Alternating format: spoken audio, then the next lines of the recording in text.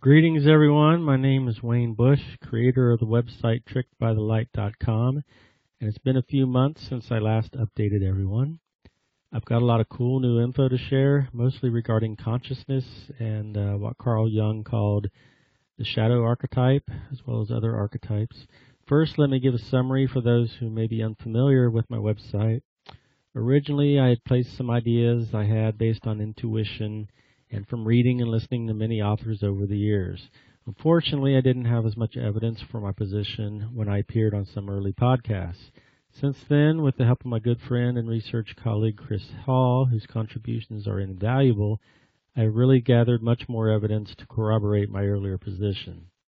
This supporting evidence comes from many fields of research, including the following: over 4,000 near-death experiences compiled by NDERF.org, the feedback of 16,000 out-of-body experiences compiled by author William Buhlman, between 4,000 and 6,000 psychedelic experiences compiled by Stanislav Grof, and DMT researcher Rick Strassman, the historic writings of the first human civilization we know of, the Sumerians, the esoteric writings of religious groups such as the Gnostic Nag Hammadi Library and Pistis Sophia, the Tibetan Book of the Dead by Buddhist monks, the Bible, great philosophers such as Plato and Socrates, the psychologist Carl Jung, various researchers in the ufology community such as David Jacobs, John Lear, Val Valerian, Carla Turner, Linda Moulton Howe, and others.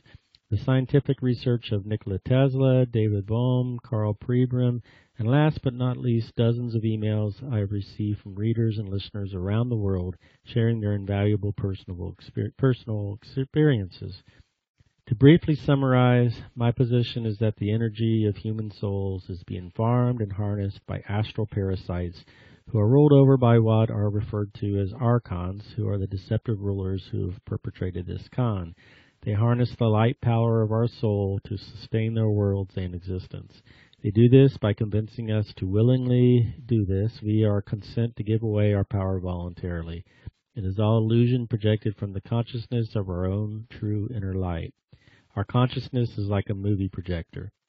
Later on, I will go over in detail how to win this game of life and go home to the true heavenly realms. But the main topic of this update is consciousness. I'd like to talk some about the nature of our prison first. The Gnostic text, On the Origin of the World, lays out a lot of it. It says, quote, "If you do not want him to be able to ruin our work, come let us create a man out of earth, according to the image of our body and according to the likeness of this being, to serve us, so that when he sees his likeness, he might become enamored of it. No longer will he ruin our work. Rather, we shall make those who are born out of the light our servants for all the duration of this eternal realm," end quote. Also, quote, "Now all of this came to pass according to the forethought of Pistis, in order that man should appear after his likeness and should condemn them because of their mottled form. And their mottled form became an enclosure of the light. A prearranged plan came into effect regarding Eve so that the mottled forms of the authorities might become enclosures of the light, whereupon it would condemn them through their mottled forms. And it is they who are taken captive according to their destinies by the prime parent, and thus they were shut into the prisons of the mottled forms until the consummation of the age," end quote. I've previously mentioned how Gnostic texts say that the goddess of wisdom, Sophia, tried to create a likeness or image of the eternal light realms, but made a mistake or error. This error resulted in what was termed chaos and the creation of the demiurge, who is the false god or creator of this world we live in. It says, quote, "After the natural structure of the immortal beings had completely developed out of the infinite, a likeness then emanated from Pistis. It is called Sophia, wisdom. It exercised volition and became a product resembling the primeval light. And immediately her will manifested itself as a likeness of heaven. Having an unimaginable magnitude, it was between the immortal beings and those things that came into being after them. She functioned as a veil dividing mankind from the things above," end quote.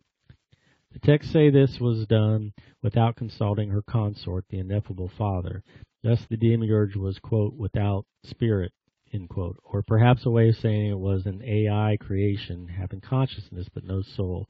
Maybe Sophia's error or mistake is a way of saying there was a loss of information or loss of coherence when she made a holographic copy of the eternal light realms. More and more scientists these days are speaking out about the likelihood that we are living in a virtual reality or computer simulation.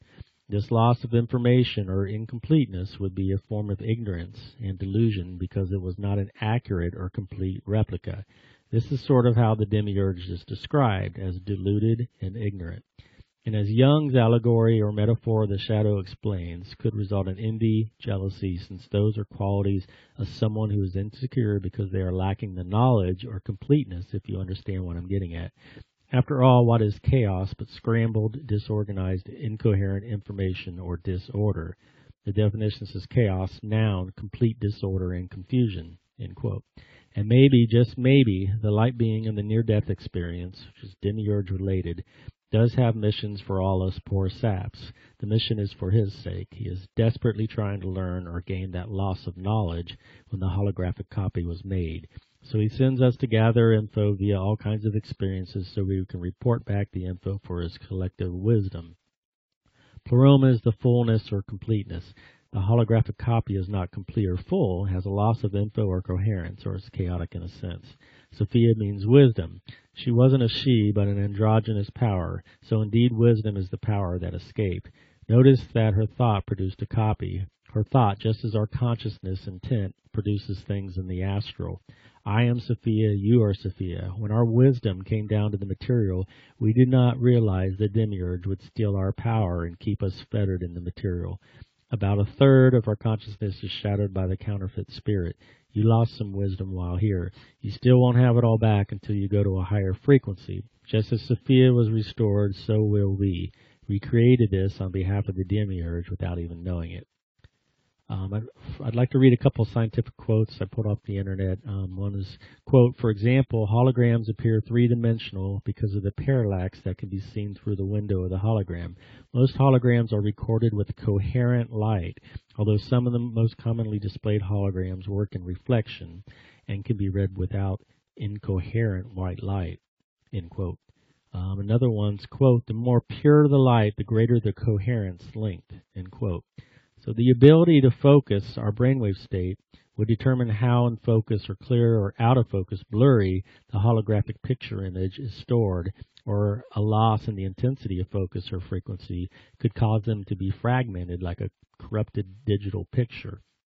The idea that we are living in a simulation is gaining momentum as Elon Musk, Bank of America, and others have come forward with public statements. People are starting to wake up to the agenda of the Archons. There is a subreddit forum called Glitch where people are reporting glitches in the Matrix.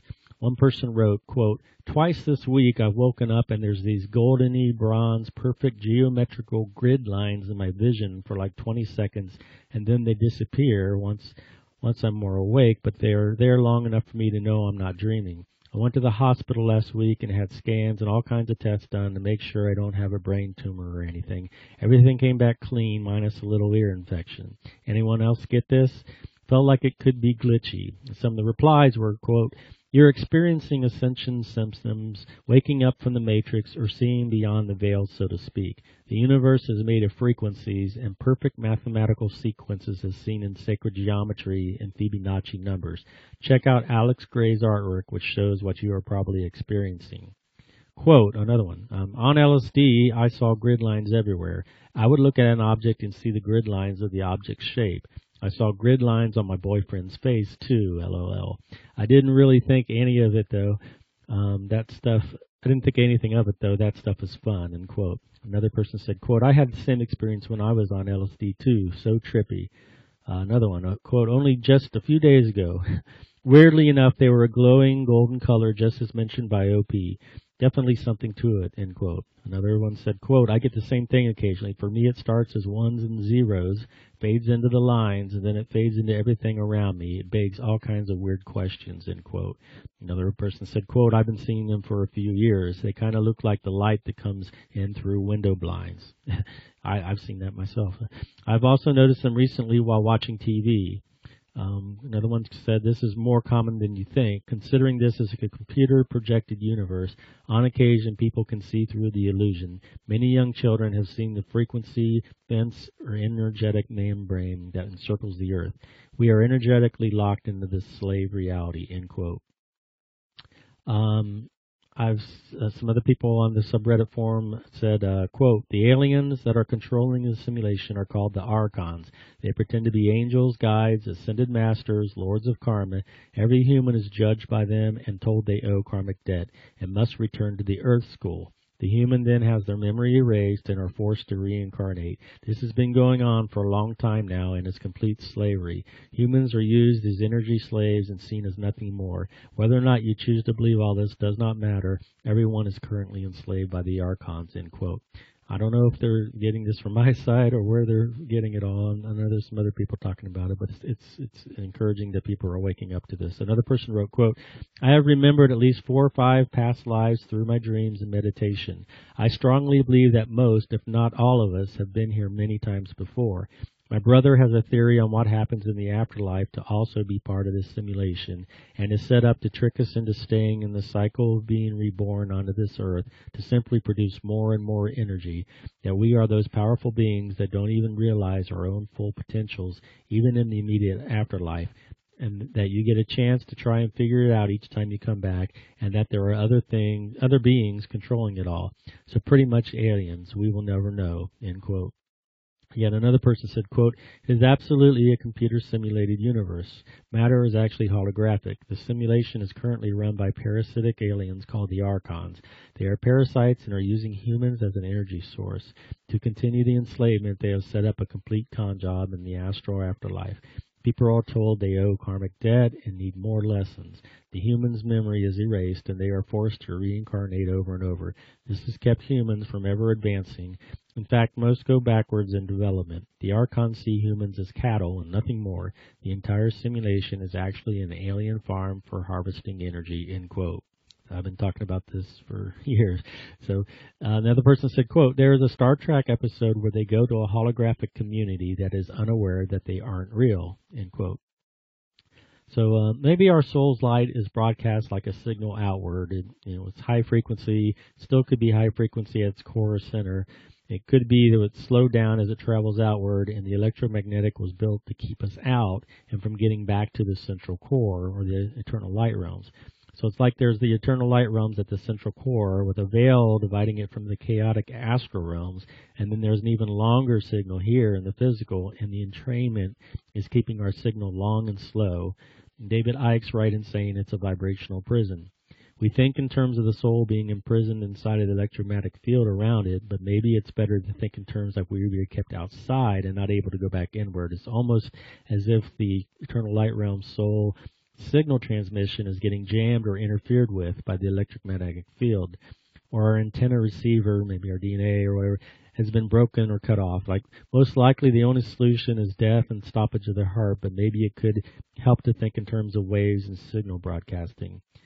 Here's a quote I found. It says, quote, another way to block a frequency is simply to encase it in a conductive substance. This is known as EMF shielding, end quote. What keeps us outside is our intent and attention. The power is an intent. By bringing it back inside, your power is internal. I want to talk about the Schumann resonance. I previously mentioned how all the energy we know is called the electromagnetic spectrum. Quote, the electromagnetic radiation is classified by wavelength into radio wave, microwave, radiation, terahertz radiation, infrared, the visible region that is perceived as light, ultraviolet, X-rays, and gamma rays. The behavior of EM radiation depends on its wavelength, end quote. So only an extremely tiny sliver of that continuum is the visible light we see and the audio we hear. These waves ejected by the sun in the form of coronal mass ejections reach the earth and become part of the earth's atmosphere.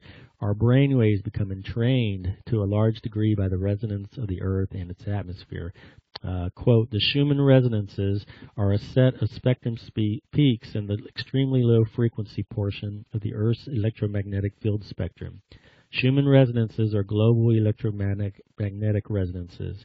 generated and excited by lightning discharges in the cavity formed by the Earth's surface and the ionosphere. The limited dimensions of the Earth cause this waveguide to act as a resonant cavity for electromagnetic waves in the ELF band. The cavity is naturally excited by electric currents and lightning.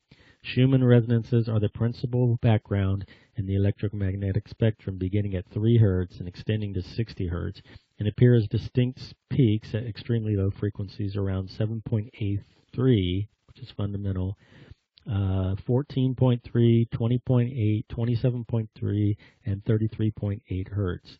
In the normal mode descriptions of Schumann resonances, the fundamental mode is a standing wave in the Earth ionosphere cavity with a wavelength equal to the circumference of the Earth. This lowest frequency mode of the Schumann resonance occurs at a frequency of approximately 7.83 Hz, but this frequency can vary slightly from a variety of factors, such as solar-induced perturbations to the ionosphere, which compresses the upper wall of the closed cavity.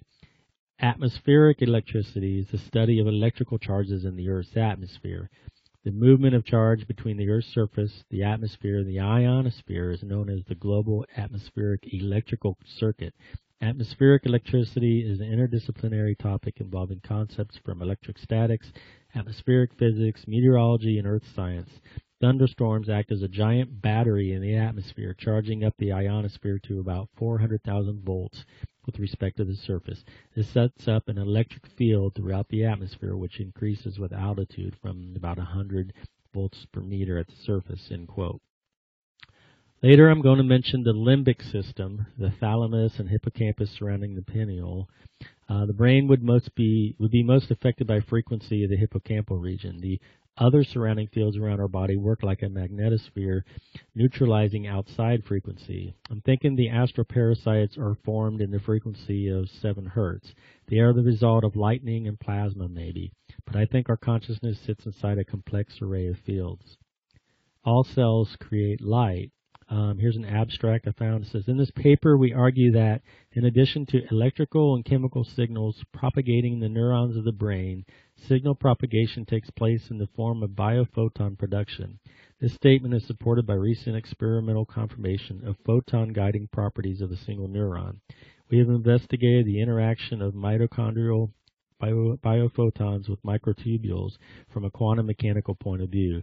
Our theoretical analysis indicates that the interaction of biophotons and microtubules causes transitions or fluctuations of microtubules between coherent and incoherent states. A significant relationship between the fluctuation function of microtubules and alpha EEG diagrams is elaborated on in this paper. We argue that the role of biophotons in the brain merits special attention, end quote. Mitochondria use ATP and light and create energy, including biophotons. So sunlight comes in and biophoton goes out. If Earth life uses sunlight in its whole energy structure, then we are energy converters. We convert sunlight into biolight, which must be what is consumed by the parasites. The breakdown of ATP releases energy, and then sunlight is used to convert it back to ATP.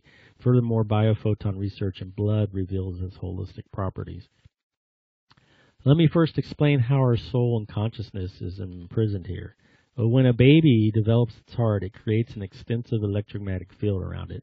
This field of the heart is what keeps the soul imprisoned in the body. It is electromagnetic forces, not physical ones, that hold the soul in the body. Our soul or consciousness is imprisoned because of the electromagnetic field of the heart. Electricity is generated when a magnet is rotated, so the iron that circulates in our blood due to the heart's pumping keeps us imprisoned, but also the spinning of the iron core of the earth with a low frequency of 7.83 Hz. By chaining us to low frequency, we sit at basically a tranquilized state trying to wake up from it. It's a very low frequency, but not completely dead. We do produce electricity. When the heart stops, the electromagnetic field dissolves, and so the soul is no longer bound within and is released. The heart, being a huge electrical producer and filled with iron, makes it a biochemical motor. The heart stops and then stops producing electricity, which causes the fields to slowly fail until you can't escape. So our soul fell in consciousness and is being held within our electromagnetic field. It dawned on me that the symbol people draw for the heart, the one that looks like a I don't know, with the cleft at the top. Anyway, but at least the top portion is representing the toroidal field of the heart torus. The European Fusion Network Information website has an article entitled, quote, "Plasma Confinement by Magnetic Fields," end quote, which states, quote, "Left to itself, a plasma, like a gas, will occupy all the geometrical space available because of the collisions between the particles. Magnetic fields can confine a plasma because the ions and electrons of which it consists will follow helical paths around the magnetic field lines. If a vessel containing plasma is placed in a rectilinear magnetic field, the particles of plasma cannot reach the sidewalls, but they will strike the ends of the vessel. To prevent the particles from coming into contact with the material walls in this way, two types of magnetic configuration have been studied," end quote. And one of these two types is a toroidal configuration. It says, quote, "Toroidal configurations in which the risk of losses is removed by curving the magnetic lines around to form a closed loop. Theoretical study of particle trajectories show that if the particles are to be confined, the toroidal field must have superimposed upon it a field component perpendicular to it, that is a poloidal field. The force lines of the total field thus become spiral paths along and around which the plasma particles are guided," end quote. Is it just a coincidence that both the Earth and the heart's electromagnetic fields form the shape of a torus? In my opinion, this plays a vital role in keeping our souls imprisoned here. There are 5 categories of brainwave states, ranging from delta waves, which are the slowest, to gamma waves, which are the fastest, highest frequency. The lowest category are delta waves, which are between 0.1 and 3 hertz and are associated with detached awareness or deep sleep or deep hypnosis. Theta is the next class above that and ranges from 4 to 7 hertz. This is the state of meditation, although this state can be used to reach the higher gamma state. Alpha state is the next one up from theta and is 8 to 13 hertz. This is a state of relaxation or light hypnosis, such as when one is driving a car and the brain's on autopilot. The next stage up is beta and is 14 to 30 hertz. This is our normal everyday waking state of awareness. The highest state is gamma and is 31 to 100 hertz. This is associated with peak focus or concentration, insight, and expanded consciousness. Now notice those wavelengths correspond directly to the Schumann resonance, which goes up to 100 hertz. Gamma waves are the fastest of the brain wave frequencies and signify the highest state of focus possible. They are associated with peak concentration and the brain's optimal frequency for cognitive functioning. Meditation slows the brain waves, which may be good for our bodies to combat our normal hectic lives and eliminate stress, but I would prefer to reach the higher frequency of brain waves, the gamma waves, for insight and expanded consciousness. I don't sit down to meditate. When I think, I block all else and visualize everything. The state I'm in is gamma or close. It's excitement of thinking about some subjects that creates an excitation across my mind. You take in more facts and see more details. Now, those who meditate with nothing are the theta meditation, 2 different effects. Here's an article, quote, "Experiments on Tibetan Buddhist monks have shown a correlation between transcendental mental states and gamma waves. A suggested explanation is based on the fact that the gamma is intrinsically localized. Neuroscientists suggest this was the very existence of synchronized gamma indicates that something akin to a singularity, or to be more prosaic, a conscious experience is occurring. This work adduces experimental and simulated data to show that what meditation masters have in common is the ability to put the brain into a state in which it is maximally sensitive.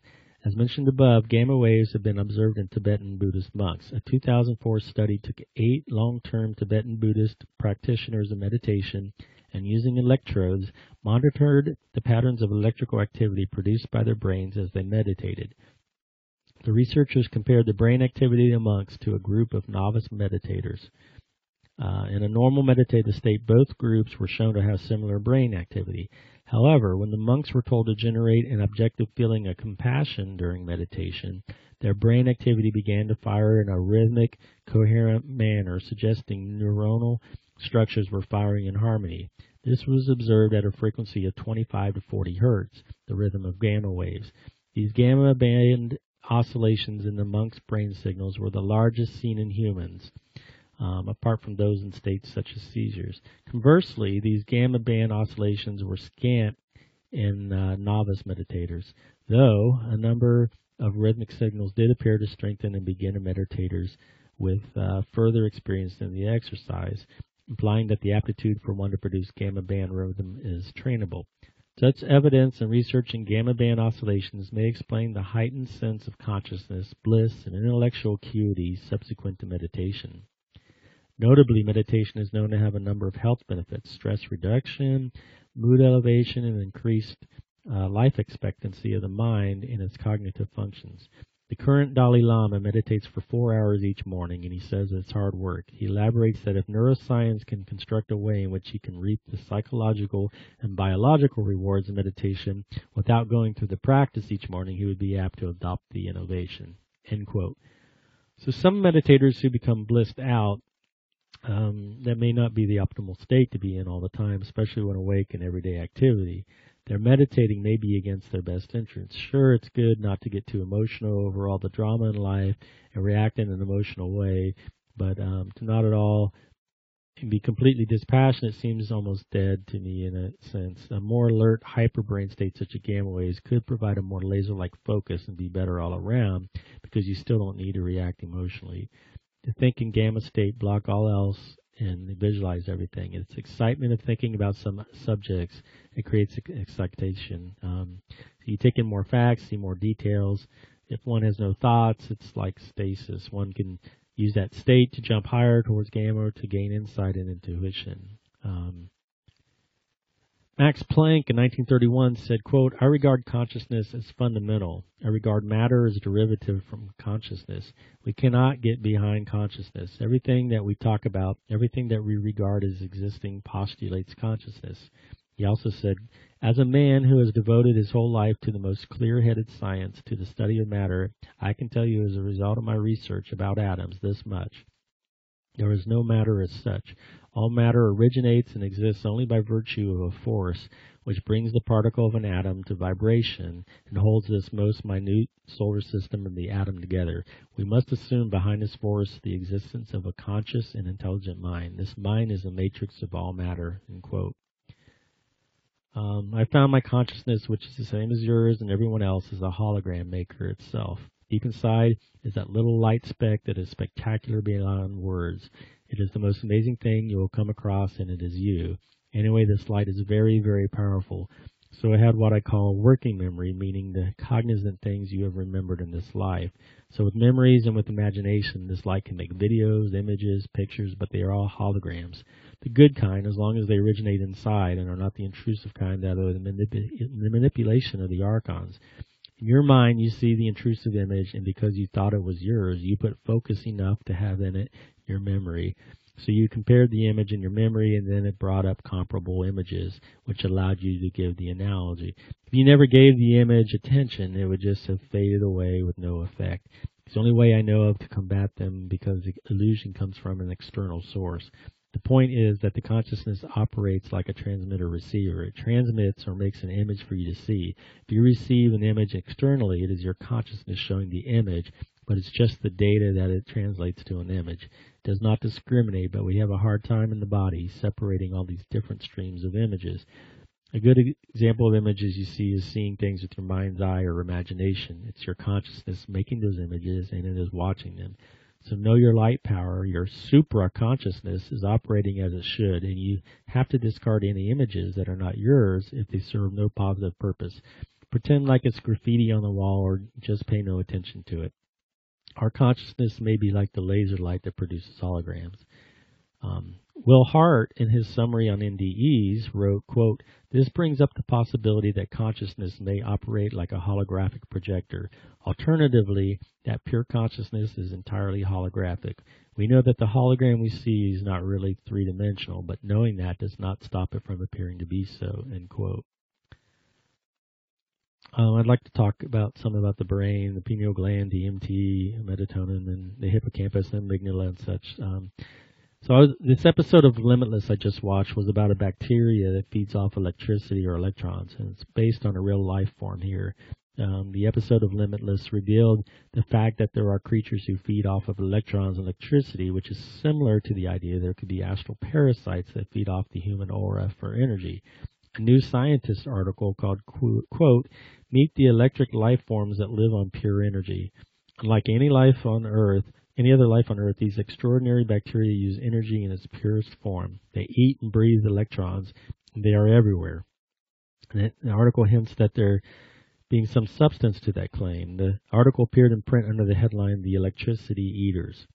The article starts out, quote, Stick an electrode in the ground, pump electrons down it, and they will come, living cells that eat electricity. We have known bacteria to survive on a variety of energy sources, but none as weird as this. Think of Frankenstein's monster, brought to life by galvanic energy, except these electric bacteria are very real and are popping up all over the place. Unlike any other living thing on Earth, electric bacteria use energy in its purest form. Naked electricity in the shape of electrons harvested from rocks and metals. We already knew about two types. Now biologists are showing that they can entice many more out of rocks and marine mud by tempting them with a bit of electrical juice. Experiments growing bacteria on battery electrodes demonstrate that these novel, mind-boggling forms of life are essentially eating and excreting electricity. That should not come as a complete surprise. We know that life, when you boil it right down, is a flow of electrons. You eat sugars that have excess electrons, and you breathe in oxygen that willingly takes them. Our cells break down the sugars, and the electrons flow through them in a complex set of chemical reactions until they are passed on to electron-hungry oxygen. In the process, cells make ATP, a molecule that acts as an energy storage unit for almost all living things. Moving electrons around is a key part of making ATP. Life's very clever, he says. It figures out how to suck electrons out of everything we eat and keep them under control. In most living things, the body packages the electrons up into molecules that can safely carry them through the cells until they're dumped onto oxygen. That's the way we make all our energy, and it's the same for every organism on this planet. Electrons must flow in order for energy to be gained. This is why when someone suffocates another person, they are dead within minutes. You have stopped the supply of oxygen, so the electrons can no longer flow. The discovery of electric bacteria shows that some very basic forms of life can do away with sugary middlemen and handle the energy in its purest form, the electrons, harvested from the surface of minerals. So, if there's energy, there's some, end quote. If there's energy, there's something consuming it, and this points to astral parasites being absolutely logical. According to a Live Science article entitled Strange, Humans Glow Invisible Light, says, quote, the human body literally glows, emitting a visible light in extremely small quantities at levels that rise and fall with the day, scientists now reveal. Past research has shown that the body emits visible light, 1,000 times less intense than the levels to which our naked eyes are sensitive. In fact, virtually all living creatures emit very weak light, which is thought to be a byproduct of biochemical reactions involving free radicals, end quote. According to another article entitled Biophotons, the human body emits, communicates with, and is made from light, end quote. It says, quote, given the sheer insanity of our existential condition and bodily incarnation as a whole, and considering that our earthly existence is partially formed from sunlight and requires the continual consumption of condensed sunlight in the form of food, it may not sound so far-fetched that our body emits light. Indeed, the human body emits biophotons, also known as ultra-weak photon emissions, UPE, with a visibility 1,000 times lower than the sensitivity of our naked eye. While not visible to us, these particles of light, or waves, depending on how you're measuring them, are part of the visible electromagnetic spectrum and are detectable via sophisticated modern instrumentation, end quote. The abstract of the Journal of Cell Science research article called, quote, Light Harvesting Chlorophyll Pigments Enable Mammalian Mitochondria to Capture Photonic Energy and Produce ATP, reports the results on light-driven ATP synthesis and proposes, quote, sunlight's the most abundant energy source on this planet. However, the ability to convert sunlight into biological energy in the form of ATP is thought to be limited to chlorophyll-containing chloroplasts and photosynthetic organisms. Here we show that mammalian mitochondria can also capture light and synthesize ATP when mixed with a light-capturing metabolite of chlorophyll. The same metabolite fed to the worm, I can even attempt to pronounce that, leads to increase in ATP synthesis upon light exposure, along with an increase in lifespan. We further demonstrate the same potential to convert light into energy exists in mammals, as chlorophyll metabolites accumulate in mice, rats, and swine when fed a chlorophyll-rich diet, end quote. I'd like to, for a while, delve more deeply into the science of how the true superconsciousness of our soul is artificially held down and regulated by the brain. There's a governor or a regulator in our brain which keeps the frequency from going higher and helps to keep us dumbed down and asleep. Keep in mind the Sumerian texts say humans were scientifically engineered upgrades to the indigenous primitive man that already existed on Earth for the purpose of being worker slaves for the Anuna gods. So they wanted us to be intelligent enough to take orders, but not smart enough to overthrow them. The Gnostic text on the origin of the world says, quote, "Since that day the 7 rulers have fashioned man with his body resembling their body, but his likeness resembling the man that had appeared to him. This modeling took place by parts, one at a time, and their leader fashioned the brain and the nervous system." End quote. So I'm going to be talking for a while about the design of the brain and brain state. So if this is not your cup of tea, you can jump ahead in the audio or skip down the page some. Quote, the modern human brain is 3 times larger in volume than those of the great apes. More importantly, the human brain to body size ratio is significantly larger, and it has a much bigger cerebral cortex with a higher concentration of neurons. The cerebral cortex plays a key role in memory, attention, perception, awareness, thought, language, and consciousness. Where we depart from our animal brethren is in the great development of the frontal part of our cerebral cortex, the frontal lobes, and the greater proportion of cerebral tissue called association areas, which integrate the information obtained from the regions that directly receive sensory information. These latter regions are called the primary sensory and motor areas because they receive simple, pure sensations and direct the movement of the body. It is within the frontal lobes that we humans mull over the past, prepare for the future, and reflect on its implications. Animals do not have this last capability in particular as far as we can discern. Animals prepare for the future in a limited, instinct-driven way. Think of squirrels gathering and burying nuts for the winter. Higher level thinking is supported by the frontal lobes. Activity in those lobes allows us to reason, make judgments, make plans for the near and far future, make choices, take action, solve problems, and generally control our living environment. Your personality lives in the frontal lobes, where emotions, problem-solving, reasoning, planning, and other functions are managed. The frontal lobes are linked to sensory and memory centers throughout the brain. The frontal lobes are responsible for empathic behavior, allowing us to understand the thinking and experiences of others. The frontal lobe contains most of the dopamine-sensitive neurons in the cerebral cortex. The dopamine system is associated with reward, attention, short-term memory tasks, planning, and motivation. Dopamine tends to limit and select sensory information arriving from the thalamus to the forebrain. End quote. So another quote says, "The brain reward center addictive drugs provide a shortcut to the brain's reward system by flooding the nucleus accumbens with dopamine. The hippocampus lays down memories of this rapid sense of satisfaction, and the amygdala creates a conditioned response to certain stimuli." End quote. Here's a quote. "Theta waves generate the theta rhythm, a neural oscillatory pattern in EEG signals, recorded either from inside the brain or from electrodes glued to the scalp. 2 types of theta rhythm have been described. The hippocampal theta rhythm is a strong oscillation that can be observed in the hippocampus and other brain structures in numerous species of mammals, including rodents, rats, dogs, cats, bats, and marsupials. EEG oscillations in the 4 to 7 hertz frequency range." End quote. That might be good for our brain, but not our consciousness. It has been demonstrated theta rhythm equals no memory and not operating at full capacity. But what causes our current waking beta state, which is 14 hertz? Most likely hippocampal oscillations. We're born theta dominant and it rises, giving us more memories. Theta, 4 to 8 hertz dominant, to alpha, 8 to 13 dominant frequency occurs in the brain from childhood. Quote, "Beta wave or beta rhythm is the term used to designate the frequency range of human brain activity between 12.5 and 30 hertz.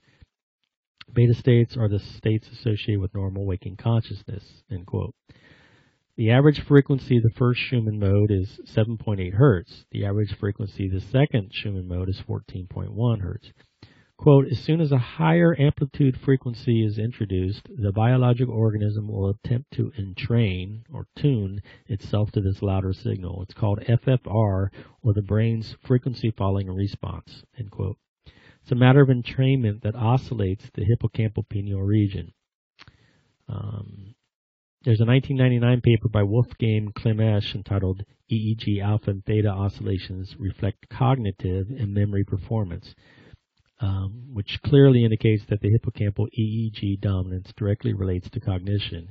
It means consciousness is tied to this. It may be able to vibrate a higher frequency on its own, but is usually entrained back down to the brain frequency. All categories of brains which were theta dominant are at low cognition and often in the 7 Hz range. Shadow beings seem to be primarily in the 7 Hz area just below waking consciousness. The other surrounding fields around our body work like a magnetosphere neutralizing outside frequency. The astral parasites are formed in the frequency of 7 Hz. Sleep deprivation causes people to see shadow people. Again, after being tired, their hippocampal starts to stay just above consciousness and at the frequency of shadow people. Stress, depression, and anxiety also cause you to be in that low frequency. They're often seen hovering over a sleeping person, whispering in the air. It's easier to affect the mind at the lower brain state and also to suggest an image to a dreaming mind that will cause a bad dream, which they can then feed from.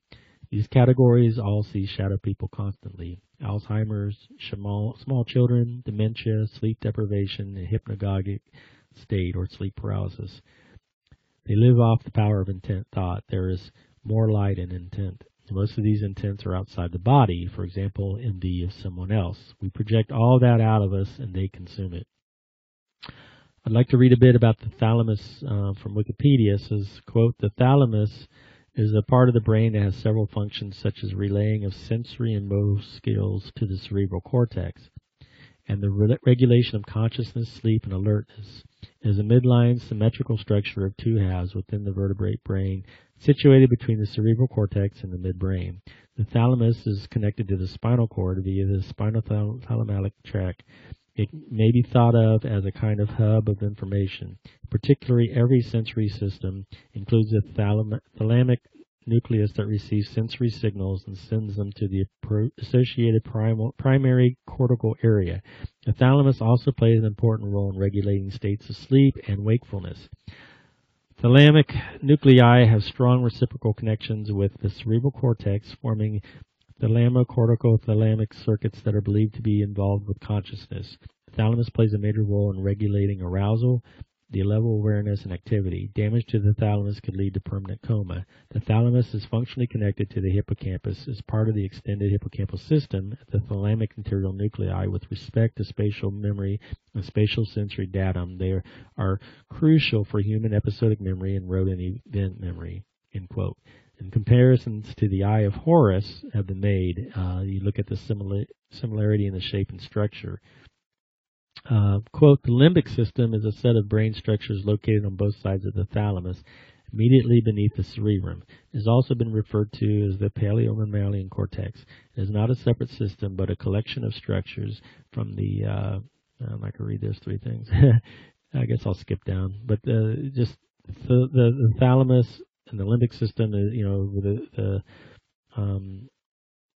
the hippocampus is processing the cognitive memory, and the amygdala is generating these emotions. So it's a means of controlling us. Here's another quote. "Spontaneous revoked brain activity in the hippocampus showed a 20 to 70 Hz beta rhythm under some conditions, typically during behavioral activation and accompanied by a theta rhythm. Beta rhythms are generally located, perhaps by recurrent feedback loop involving pyramidal cells and inhibitory interneurons. Modulation of the local circuit rhythm by cholinergic inputs has also been demonstrated. Rhythms in the gamma range and the beta range are found in many parts of the nervous system and are associated with attention, perception, and cognition." I don't know, I guess I've made my point. We'll skip on down here past a lot of this. The brain is like a symphony, but they all maintain similar due to entrainment. Emotions is what affects the consciousness directly. Quote, "When the amygdala's connections to the R complex, or reptile brain, are activated, fight or flight and basic reactionary survival processes occur in brain body. The slang for this is clicking backward. It is primary and basic and automatic. When cortex and frontal lobes processes overcome the limitations of the reactive reptile brain, the slang is clicking the amygdala forward. The brain rewards certain enhanced survival behaviors with pleasure, and this patterning of learned positive behavior involves the amygdala and its connections to the forward prefrontal cortex. This can be done consciously and deliberately. The brain's advanced electric circuits are controlled with thought. To illustrate why our consciousness does not operate at full capacity, I would refer to the effects of infrasound on the human. It is supported that certain low frequencies basically paralyze us, and although affecting the brain, low frequency has the same effect on our consciousness, causing it to basically suspend animation at low frequencies. And there's this guy, Ryan Littlefield, who wrote a lot about the psychoacoustic effects of the infrasonic frequencies, that the military experimented on with, and showed a lot of, especially 7 hertz was like the key frequency when we were at our highest vulnerability. He says, quote, the frequency that is thought to be most dangerous to humans is between 7 hertz and 8 hertz. This is the resonant frequency of flesh, and theoretically it can rupture internal organs if loud enough. 7 hertz is also the average frequency of the brain's alpha rhythms. Thus, this frequency has been described as dangerous but also relaxing. Whether exposure to such infrasound can trigger epileptic seizures, as some fear remains unclear. So it's apparent that a frequency sitting around 7 hertz has been widely discussed as changing a subject's emotional state when exposed. And there's been other studies that have been done to support that. There's some more stuff on the DMT. Here's some quotes of people that had DMT experiences. He says, quote, the entity explained that it existed in another dimension so that it could feed off of human thought unhindered. I got the feeling that the relationship wasn't symbiotic. Perhaps these thought drainers somehow sucked life energy from humans along with the mental energy. It claimed that it was the psychic equivalent of an actual insect that feeds on blood, skin, etc., with regard to the extent of any damage it might do to those on whom it fed. End quote. Another DMT experiences, quote, the horrible weird things didn't stop. I started to realize I had already done this before and had this exact same trip as though I was living this all again, and was angry at myself for smoking the DMT again. I somewhat gained control of my mind again, but I was affected. The things that happened seemed to show there was no way reality is real. The fact that the song I chose correlated with my experience where I was remembering I'd done all this before, with the song looping life, remembering life. I see no way how things can be real. None of this felt fake. It felt more real than anything before, and this makes me sad. I started coming up with ideas that maybe the Bible was true and I was possessed by some sort of demon convincing me of these bad things, or maybe it was a different part of me that felt like part of me that creates my dreams was controlling it, and maybe I was just insane, end quote. Another person said, quote, the entities begin to fade away. Everything around me turns white, and I feel almost as if I'm zooming backwards through a tunnel. In front of me, I begin to see a large blue eye, just like the ones on the Byzantine faces, but with lotus-like blue eyelashes emerging from its pupil. The eye was strangely beautiful, had a distinctly feminine presence, and I could sense it radiating an intelligence far beyond my own. Upon entering hyperspace, I perceived myself falling through a tunnel in zero gravity at light speed. Then once again I penetrated a bubble membrane and was in what I refer to as the dome, or the control panel. Only this time, instead of a perceived octopoid redirecting my awareness to various structures, there was this huge gelatinous hexagonal Rubik's Cube type machine that would reform itself into structures according to these progressive harmonic tones that permeated my reality, causing various emotions to emerge. In addition, it was redirecting my attention to various intersections of its restructured embodiment, end quote. There's one with DPH. Several people I know had been into using DPH recreationally for a while. Experiences all started out pleasant enough. However, they all abruptly stopped at one point or another after reaching, quote, a land where humans don't belong, quote. This place is inhabited by shadow people. Despite all their warnings, I felt I had to see this phenomenon to believe it. I began to notice movements in my peripheral vision. It appeared as if several bugs were flying about the room, except for that they disappeared when I turned my head.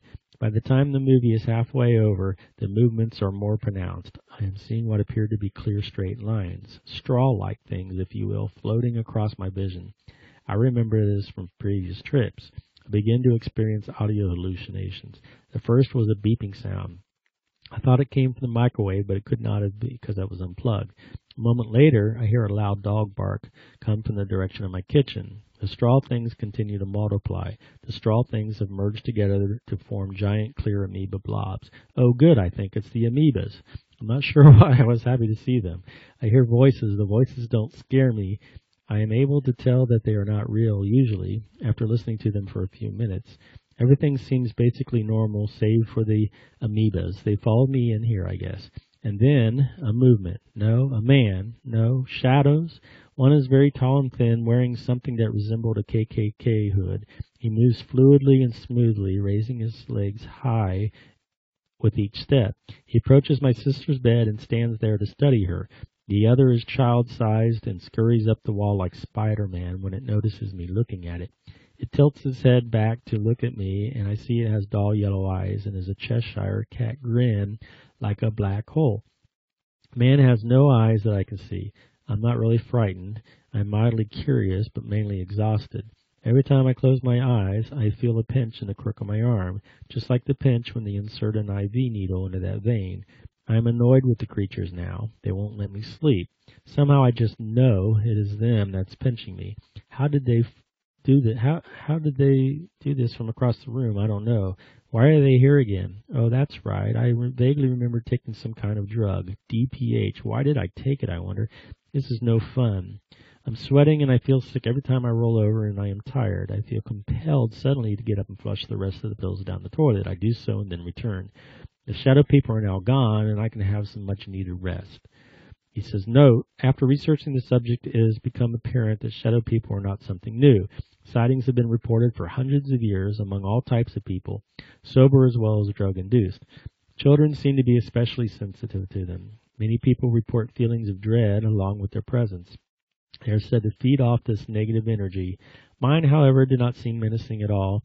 Perhaps I did not venture far enough into their realm. Perhaps I just met some friendly ones. Looking back, I believe I could have communicated with them by thinking. I also think I could have put my hands right through them. There are several different theories for what these beings truly are. I have my own theories, but I'll leave it up to you to fantasize about your own. Is it possible they are figments of the imagination? Possibly. Usually I myself am a skeptic of these matters. However, thousands of people sharing the same hallucination, sober people, children, not likely, end quote. Speaking of drugs, I'm going to read a few quotes from Jim Morrison, the lead singer of The Doors. He was a poet and a songwriter. But since we're on the topic of psychedelics and these shadow people and stuff like that, I'm going to read a few that he wrote. He says, events take place beyond our knowledge or control. Our lives are lived for us. We can only try to enslave others, but gradually special perceptions are being developed. The idea of the Lords is beginning to form in some. We should enlist them into bands of perceivers to tour the labyrinth during their mysterious nocturnal appearances. The Lords have secret entrances, and they know disguises, but they give themselves away in minor ways. Too much glint of light in the eye, a wrong gesture, too long and curious a glance. The Lords appease us with images. They give us books, concerts, galleries, shows, cinemas, especially the cinemas. Through art, they confuse us and blind us to our enslavement. Art adorns our prison walls, keeps us silent and diverted and indifferent. He says, another one, he says, these mutants, blood meal for the plant that's plowed. They are waiting to take us into the severed garden. You know how pale and wanton thrillful comes death in a strange hour, unannounced, unplanned, for like a scaring, over-friendly guest you've brought to bed. Death makes angels of us all and gives us wings where we had shoulders smooth as raven's claws. No more money, no more fancy dress. This other kingdom seems by far the best until its other jaw reveals incest and loose obedience to a vegetable law. I will not go. Prefer a feast of friends to the giant family.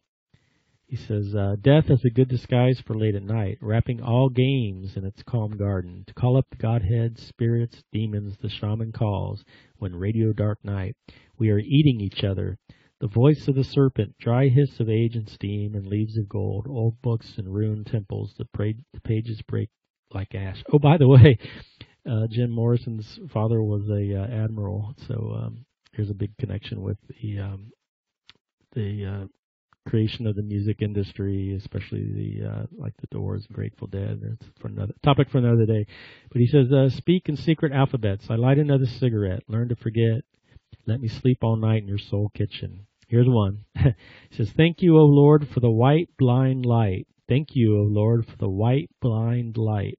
A city rises from the sea. I had a splitting headache from which the future is made. End quote. It says, a vast radiant beach and a cool jeweled moon. Couples race naked down by its quiet side, and we laugh like soft, mad children, snug in the woolly cotton brains of infancy. The music and voices are all around us. Choose, they croon, the ancient ones.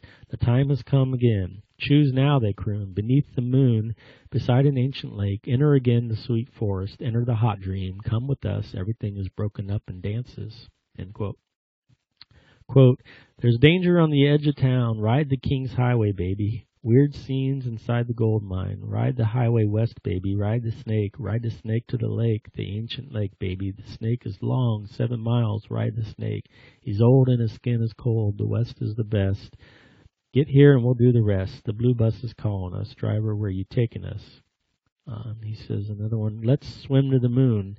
Let's climb through the tide, surrender the waking world that laps against our side. Nothing left open and no time to decide. We'll stop onto a river on our moonlight drive. Come on, baby, gonna take a little ride.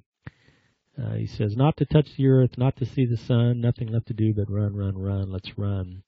House upon the hill, moon is lying still.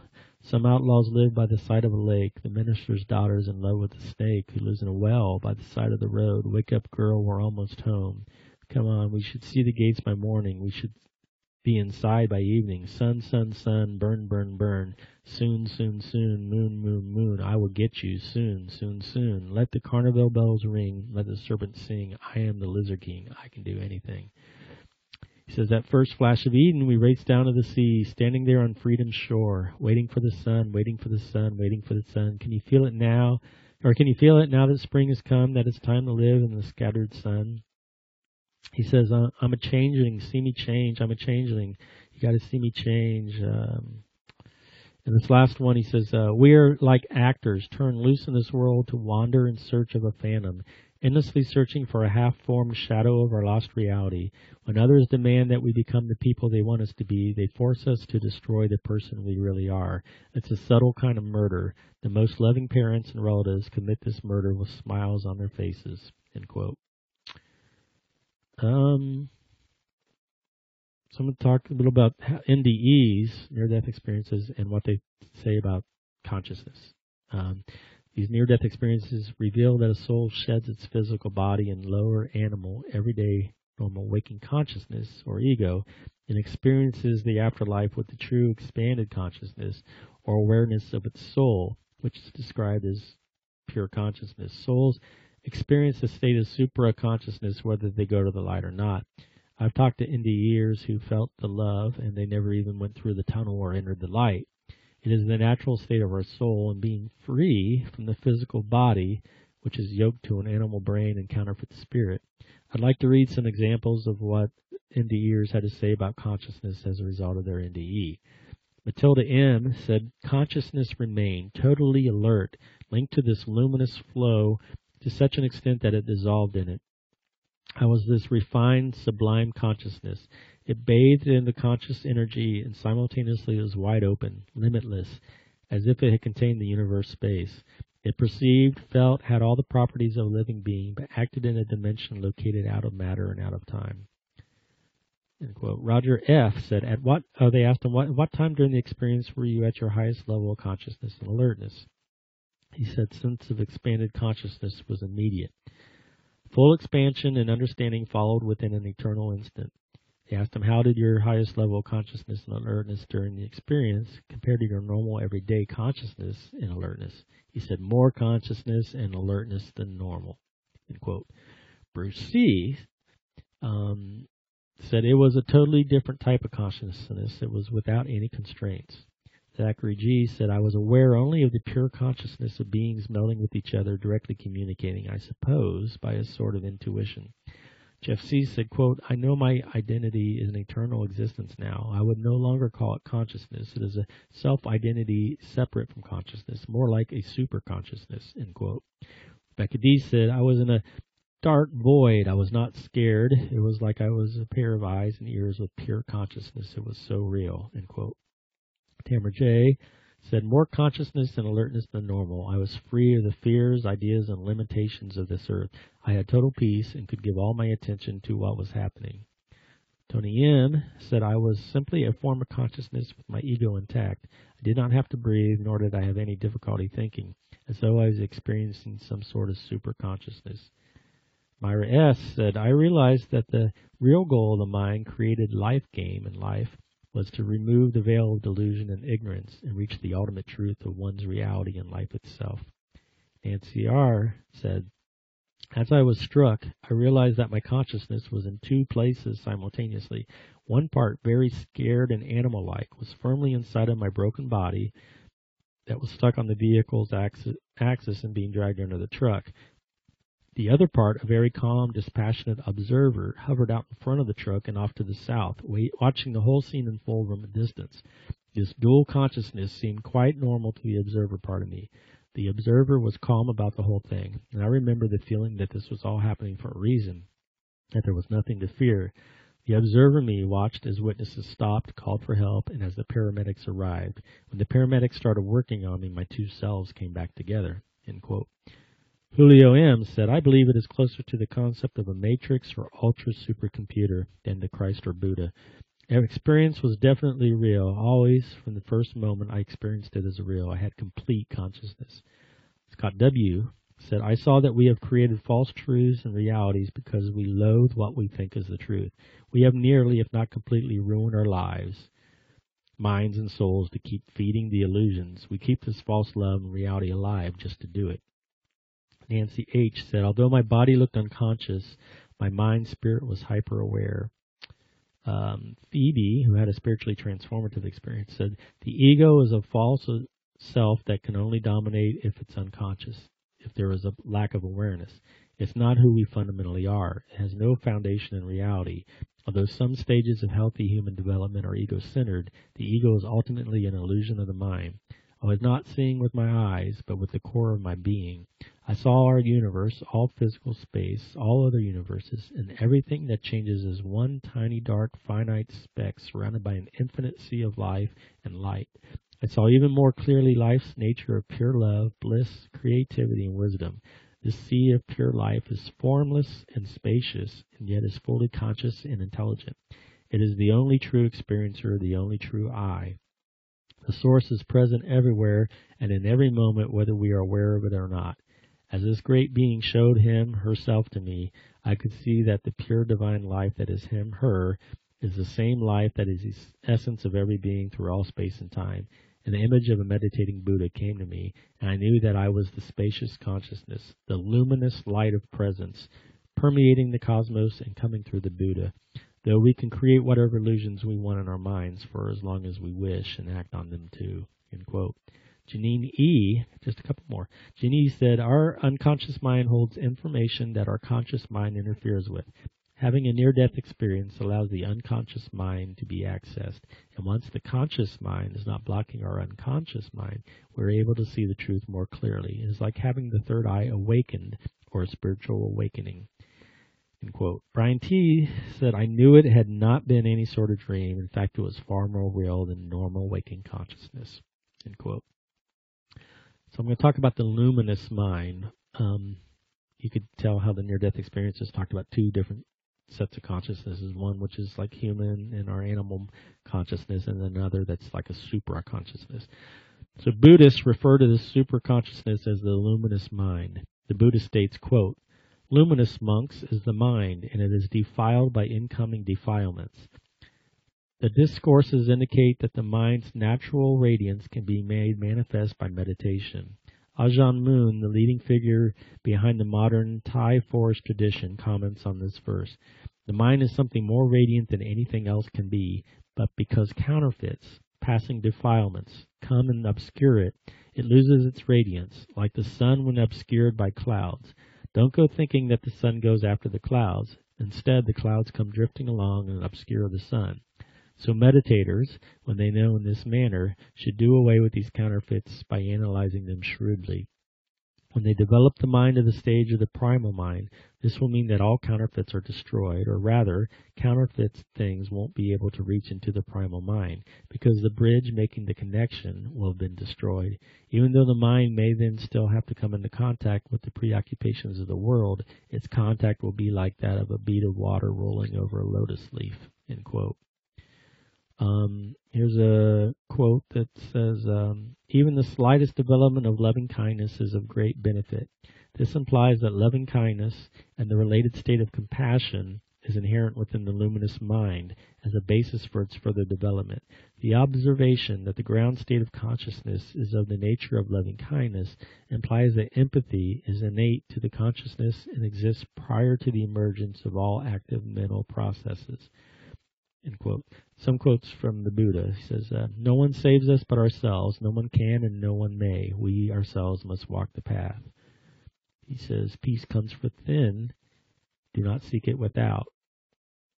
Here's a quote from Naropa, who says, this self-knowing cannot possibly form thoughts without conceptualizing a mind, since it is not something to be conceived. This original wakefulness, cognizant yet thought-free, is like the wisdom of the Tathagata. Therefore, it's taught, realize that luminous mind is the mind of original wakefulness, and do not seek an enlightenment separate from that. End quote. Here's Victor C. He had a non-NDE experience. He says, this experience has shown me something that I would like to attempt to describe in words. What I believe is that while we are in this body, we are equipped with the consciousness that comes with it. The difference between how I view what this consciousness is in relation to my view of what awareness is two different things. Awareness for me is what is behind the consciousness that comes with the functioning of mind and body. The awareness behind it, however, is a much broader, infinite nature. The thoughts that we all have in our consciousness appear to be a constant stream that is continuous and linear in nature. However, upon intense concentration on what is an iota of time between our thoughts, I believe that what I have experienced was a gateway leading out of consciousness and into the hidden spectrum of pure awareness that lies beyond. While in this state, I have no memory of breathing or any other bodily functions that would be obvious in a normal state of consciousness. It goes on and says, the best way that I can describe it is that this state was beyond the need for thoughts or senses. Thoughts and senses are the things that, in my view, pertain to consciousness. Where I was, it was a state of pure awareness, beyond consciousness, and therefore the need of thoughts or senses. As stated earlier, what I experienced was a passing through the space between my thoughts, which led me from the state of consciousness that comes with being in my body to the state of infinite awareness that lies behind consciousness, a state in which the body, consciousness, and all other attachments are surrendered and seemingly left behind. When you ask if there is life after this life, the answer is no, because there is no before or after. There is just now. Now either exists an awareness with consciousness covering it up, or awareness in its purest state beyond consciousness. End quote. So you could say thought involves the past and the present, which are both projections, but there is reflection upon what you are seeing, or memories serve no purpose. I think they are meaning the thought like I need to pay this bill, or I got to go to the bathroom. It's the power of now. There's the triune brain theory of the evolution of the brain that shows that the inner portion of the human brain is composed of the reptilian complex and mammalian brain, whereas there is a human primate layer surrounding it, which results in the constant struggle with our lower animal nature. I probably should have put this up above with the other brain stuff, so I'm just going to skip on through it. There's a little bit about forms and how Plato was clearly a huge influence on the Gnostics. There was a section of Plato found in the Nag Hammadi, and Plato's Socrates held that the world of forms is transcendent to our own world and is also the central basis of reality. Superordinate to matter, forms are the most pure of all things. Furthermore, he believed that true knowledge, intelligence, is the ability to grasp the world of form with one's mind. A form is a spatial, transcendent to space, and a temporal, transcendent to time. A temporal means that it does not exist within any time period. Rather, it provides the formal basis for time. Yeah, I'm going to skip on because I'm probably going to bore you with all this stuff. Near-death experiencers and out-of-body experiencers back all this up by saying they go or travel wherever their consciousness focuses. Those who reach the higher gamma states of consciousness through meditation techniques combined with silence and compassion, such as the Tibetan Buddhist monks, talk of the luminous mind, and it's how to access a pure state of consciousness. We'll go on to this topic of shadow beings. There are thousands of people relating their experiences with shadow beings or shadow people, even shadow spiders. Some of the shadow beings wear different kinds of hats, like top hats. And they're often seen leaning over a bed, whispering to a sleeping person. You have to remember sleep paralysis is only half of the sightings. There's just as many of people who are awake. So one person says, "Last night a dark figure lay next to me and whispered in my ear, 'My army as I lay,'" end quote. Another person said, "And I'd see a tall dark figure by my bed and I'd hear many things, whispering things I couldn't understand in my ears," end quote. Another said, quote, "I had my first experience with a shadow person on Halloween night of this year. I was walking home from work and it was around 12:30. I felt it many times I was being followed. Then out of nowhere I heard whispering in my ears, even though I had earbuds in. Out of the corner of my eye I seen the shadow of a person laying on the ground. I turned to get a better look and it stayed there until I shined the flashlight on my phone towards it, but it disappeared right before the light got to it. I stood there for a minute to gather my thoughts and continued on home, but every once in a while the whispering in my ears started up again. When I tried to focus on making out the whispers, it would fade out and the whispers would become stronger, more occurring if I tried to ignore them. Once I got home, it stopped. The one person I trusted made me think that I was crazy, saying that it was Halloween night and it was in my mind. I know what I heard and saw. It was not in my head," end quote. Another one said, "I've had many shadow person and many out-of-body experiences. Over the last few years, the shadow person occurrences have escalated to more evil and dark experiences. This morning was the latest one I had. It felt like someone was holding my head down, trying to put its mouth on mine. I reach out to see who it is, and it whispers, 'It doesn't matter who I am.' Oh my God, sheer terror. I have heard the growls and felt the cold hands touch me. It is not fun," end quote. Another one, quote, "The dark spirit whispered something in my ear as it held me up. It then let me down. I felt one last pull until my cat then walked on my chest and laid on me. I felt the weight of my cat was not letting myself get pulled, and I woke up. But it was like I was never asleep. I never saw the spirit, but I felt it there. This lasted for about 2 hours," end quote. Another one. "I had just begun to nod off when I was suddenly struck with sleep paralysis. I could feel and see a dark presence in the corner of my room watching me, which I could only describe as the devil, and a weight of some demonic force pressing down on my chest. As if I knew exactly what was happening, this demon was trying to enter my body, maybe to possess me through my chest.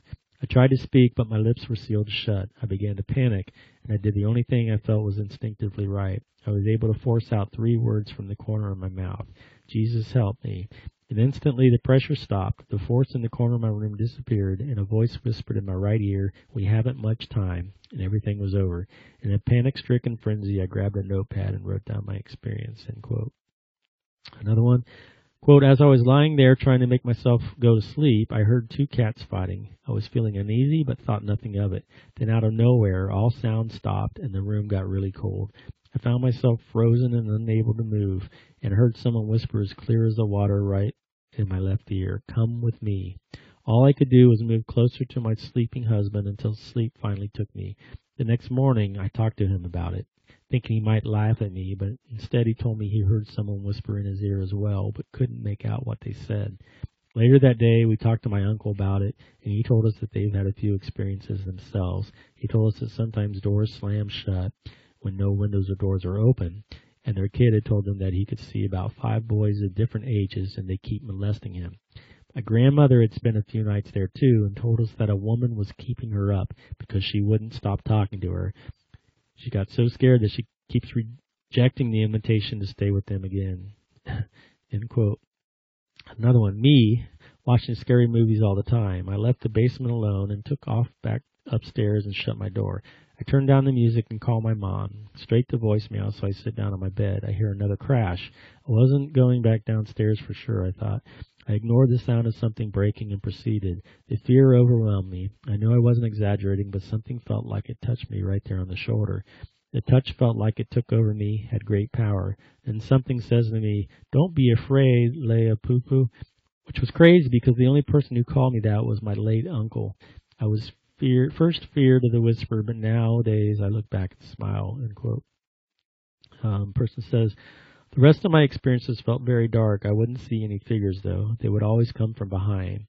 Here are some of them. One night I woke up and heard something speak in my ear behind me. I was lying on my right-hand side. It was clear and in a male voice. It was almost a whisper. I can't remember what it said, but it didn't say anything sick. It seemed to be linked to the thoughts I had in my head at the time. It was something like, "But that never happened." I felt completely constrained, as if I had been tied up, and felt it shaking me side to side, and could hear a loud, high-pitched, creepy laugh. It would laugh and shake me for a few minutes and stop. As soon as I opened my eyes again and tried to move my leg, the laughing and shaking would start again. After that experience, I felt hopeless and gave up. I felt there was no point even trying to fight against it anymore because it didn't work. I would say in my head, "Please stop this. Why, God, is this happening to me?" And I could feel my tear running down my cheek. Here was another night that really messed with my head. I was lying in bed on my right-hand side again, along the right edge of the bed. I felt like I was still awake with my eyes shut. Then I felt a bounce and heard squeaking noises coming from the bottom left corner of my bed as if someone was on it. The fear just hit me as I realized I was going to have yet another horrible night. I opened my eyes and slightly moved my foot to try and dash out, but then I heard a terrifying growl.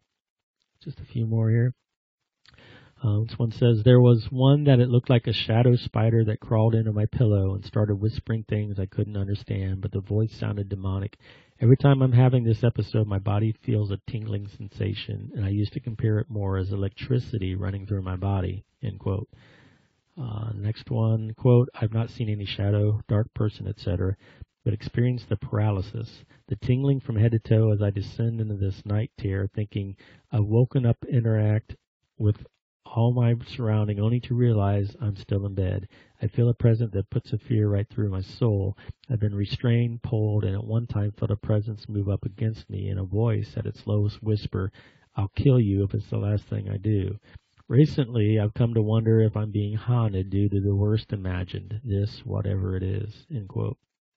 The last one says, I was at the point of falling asleep when I heard the most evil voice whisper in my left ear, something in another language which I did not understand. I opened my eyes, and above me was this dark, shadow-looking figure. It was blacker than black, and once it saw me see it, it started to attack me. It came at me over and over. Each time it hit me, I would hear this loud, resounding clash sound like someone hitting cymbals together, end quote. So, the great Swiss psychologist Carl Jung wrote a great deal about archetypes, of which he identified 12. And on the collective, I'm going to get to the shadow archetype. That's where I'm going with this. On the collective unconsciousness, he theorized that, quote, in addition to our immediate consciousness, which is of a thoroughly personal state in which we believe to be the only empirical psyche, there exists a second psychic system of a collective, universal, and impersonal nature, which is identical in all individuals. This collective unconscious does not develop individually, but is inherited. It consists of pre-existent forms, the archetypes, which can only become conscious secondarily, which give definite form to certain psychic contents, end quote. He talks about the trickster archetype. He says, the trickster is a primitive cosmic being of divine animal nature. On the one hand, superior to man because of his superhuman qualities, and on the other hand, inferior to him because of his unreason and unconsciousness, end quote. Another one, he says, quote, what actually happens is that the conscious mind is then able to free itself from the fascination of evil and is no longer obliged to live it compulsively. The darkness and the evil have not gone up in smoke. They have merely withdrawn into the unconscious owing to loss of energy, where they remain unconscious so long as all is well with the conscious. But if the conscious should find itself in a critical or doubtful situation, then it soon becomes apparent that the shadow is not dissolved into nothing, but is only waiting for a favorable opportunity to reappear as a projection upon one's neighbor. If this trick is successful, there is immediately created between them that world of primordial darkness where everything that is characteristic of the trickster can happen. even on the highest plane of civilization, end quote. Some other quotes, he says, the creator of the world did not fashion these things directly from himself, but copied them from archetypes outside himself. In the Corpus Hermeticum, God is called archetypal light, end quote. He says, quote, with her cunning play of illusions, the soul lures into life the inertness of matter that does not want to live. She makes us believe incredible things, that life may be lived. She is full of snares and traps in order that man should fall, should reach the earth, entangle himself there, and stay caught so that life should be lived, end quote.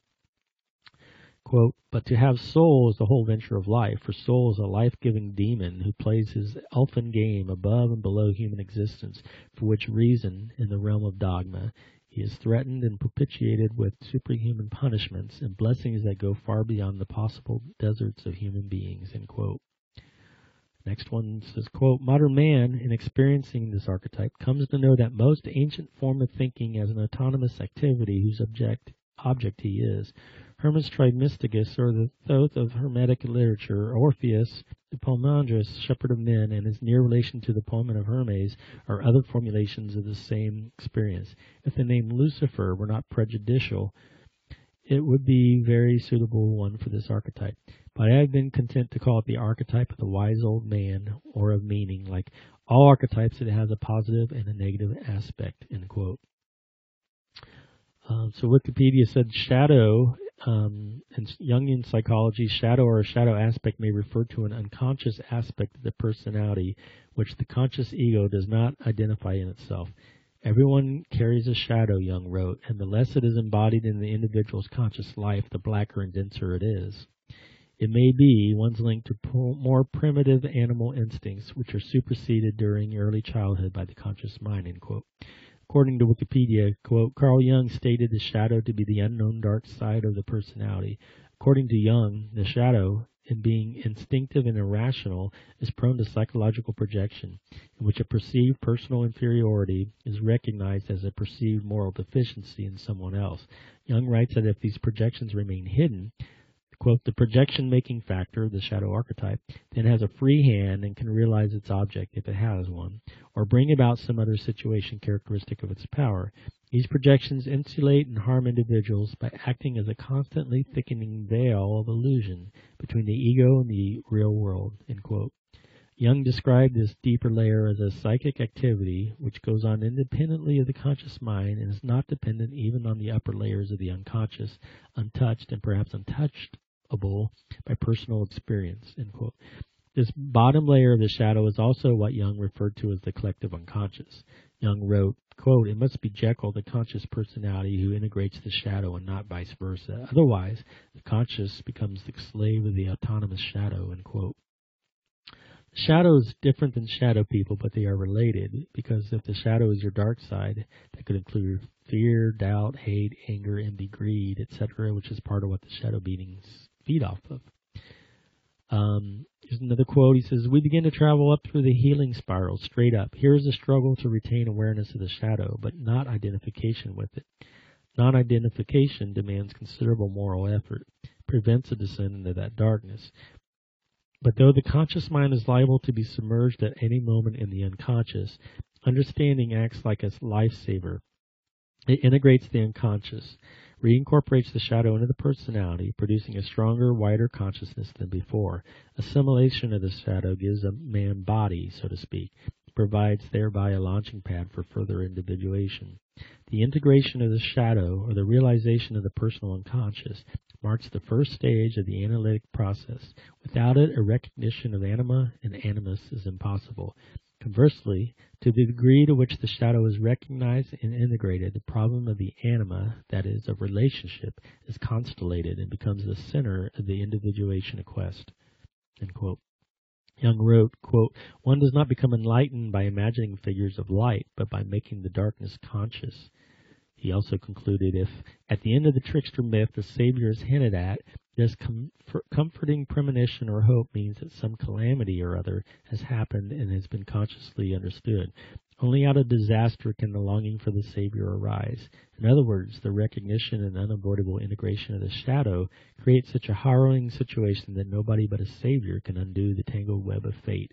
In the case of the individual, the problem constellated by the shadow is answered on the plane of the anima, that is, through relatedness. In the history of the collective, as in the history of the individual, everything depends on the development of consciousness. This gradually brings liberation from imprisonment and unconsciousness, and is therefore a bringer of light as well as of healing. As in its collective mythological form, so also the individual shadow contains within it the seed of conversion into its opposite. End quote. Sometimes our greatest points of realization are at the points of our greatest struggles. And it's as if this energy is oscillating back and forth, maybe, with higher peaks and lower valleys, and one can tune into the low troughs, which is what most choose to do, or one can arise above that lower primitive urge and draw intuition from the peaks. Here's another thing Jung said: there is no birth of consciousness without pain. He said, quote, "These mythological features extend even to the highest region of man's spiritual development. If we consider, for example, the demonic features exhibited by Yahweh in the Old Testament, we shall find them not a few reminders of the unpredictable behavior of the trickster, of his senseless orgies of destruction and his self-imposed sufferings, together with the same gradual development into a savior and his simultaneous humanization." End quote. He also said, quote, "A curious combination of typical trickster motifs can be found in the alchemical figure of Mercurius. For instance, his fondness for sly jokes and malicious pranks, his powers as a shapeshifter, his dual nature, half animal, half divine, his exposure to all kinds of tortures, and last but not least, his approximation to the figure of a savior. These qualities make Mercurius seem like a demonic being resurrected from primitive times, older even than the Greek Hermes." End quote. So you could say the Sophia mythos is pretty similar also. She went through suffering until she realized her wrongs and repented. I do think we need to acknowledge the shadow beings and accept they are part of reality. We should also take ownership that we, as a collective Sophia, contributed to their reality. I don't think we necessarily need to integrate, assimilate the shadow, but rather to be able to understand it and forgive it. It seems that as you become aware of your own impulses and signals, you put intent on them, observing them, which figuratively is shining light on what was dark, assimilating the shadow. Assimilating your shadow is supposed to be a metaphor for enlightening your consciousness, ridding it of shadow, which is different than shadow people. I think transmuting the shadow into light, as the Emerald Tablets say, is a better way of putting it, and I'm going to talk about the Emerald Tablets in a little bit. Assimilating would mean making the shadow part of you, or you part of it. Speaking of archetypes, a couple other archetypes I've noticed are the vampire archetype and the zombie archetype. And psychic vampires are very real. They are attention seekers in a lot of cases, and I think social media is pushing this behavior. There could be bodies that drain energy and then entities that cause it. I've used the analogy of vampires who drink blood, which sustains our life force, before, but it bears repeating because the interest in vampire shows has resurged lately. Just look at the success of the Twilight series, and it's exactly what the astral parasites do. They suck or drain our energy from us. I also think the resurgence of zombies is another example. All the talk of the zombie apocalypse, etc. Zombies are known to eat brains, which is also what they attack, our consciousness and thoughts. Being the undead, they are also technically not alive, but can be animated or brought to life by consuming our brains. There is even a parallel in that most of the sheep are brain dead themselves and walk around asleep or dead. This next topic is pre-birth memories and reincarnation. It's like another phenomena altogether. It's along the same lines as near-death experiences, but these are pre-birth, and most of these were taken from prebirthmemories.com. Some really interesting stuff. First person said, "At the end of all this, I begged the powers to let me stay in the heavenly land. I told them I had been well behaved all these years and hadn't done anything wrong. They acknowledged this, but stated that the people who stayed there permanently had had exemplary lives for their previous life, but that I hadn't really. I knew then that they wanted me to have another life on earth. At this point, I remembered that I had had many previous lives and felt dismayed I would have to have another one and be separated from my heavenly friends. Again, I begged them, and the voice asked whether or not I wanted to have an exemplary last life. At this point, I replied that I didn't particularly. There was a moment of silence where I reflected a little and saw that another life was the most noble choice, and that really wasn't much of a choice anyway, end quote. Next pre-birth memory says, my next realization, however, was that I would lose my memory. I clearly remember saying out loud, you're going to swipe my memory, aren't you? At this point, there was a moment of silence, which I took as a yes, before I remember my memory slipping away as a dream memory does upon waking. I resisted as fiercely as I could, however, with all my power feeling a bit of a rebel. The next thing I knew was that I was in my mother's womb and was really happy, as I still had some fairly good recollection of the spirit world and the judgment, and that I hadn't lost all my memory against the odds. I remember thinking that the womb state was in between, in comfort between heavenly land and earth. I was extremely cozy and remember sleeping most of the time. I remember the colors, dark to orange, and feeling warm, cozy, relaxed, and in fetal position, end quote. Oopfer said, quote, the place is really white on the floor and ceiling, and it's about the size of a large living room. The whiteness on the floor and ceiling fades into pitch darkness. There are things that look like machines there, and I remember one you lay in. I can remember thinking about the fact that I am afraid of what's in the darkness, but it's only because I have part of my personality from the next life already. I remember thinking that otherwise I wouldn't be afraid and I would understand what's in the darkness. The man that's with me is helping me and guiding me to get ready for the next life, end quote. Bruce M. says, quote, my own pre-birth memory is this. I was gently awoken in a place with no time, no light, no darkness. I just suddenly was. I remember not really wanting to awaken, very similar to the feeling of waking in a warm bed and contemplating stepping onto a cold floor. I was somehow aware that I had been resting, and in fact, I had needed this period of recuperation. At the time of awaking, I was presented with some sort of choice. I've always taken this question to be something like, it is time that you lived again. Do you want to do this? When I say choice, it sounds as if I could have declined, when in fact it was more of a case of being gently nudged towards something that was predetermined. It seemed that I immediately started the process of preparing to be alive. It seemed to require that I willingly enter into a state which would necessarily diminish my state of knowing. I was guided through what I would now call an orientation process that prepared me for my coming experience of life. During this process, I was provided an overview of the age of man that I was entering into. I was told many subtle things. One idea which has always seemed to stand out is the fact that I would be meeting with old friends. I was here to do some things, but also to witness something.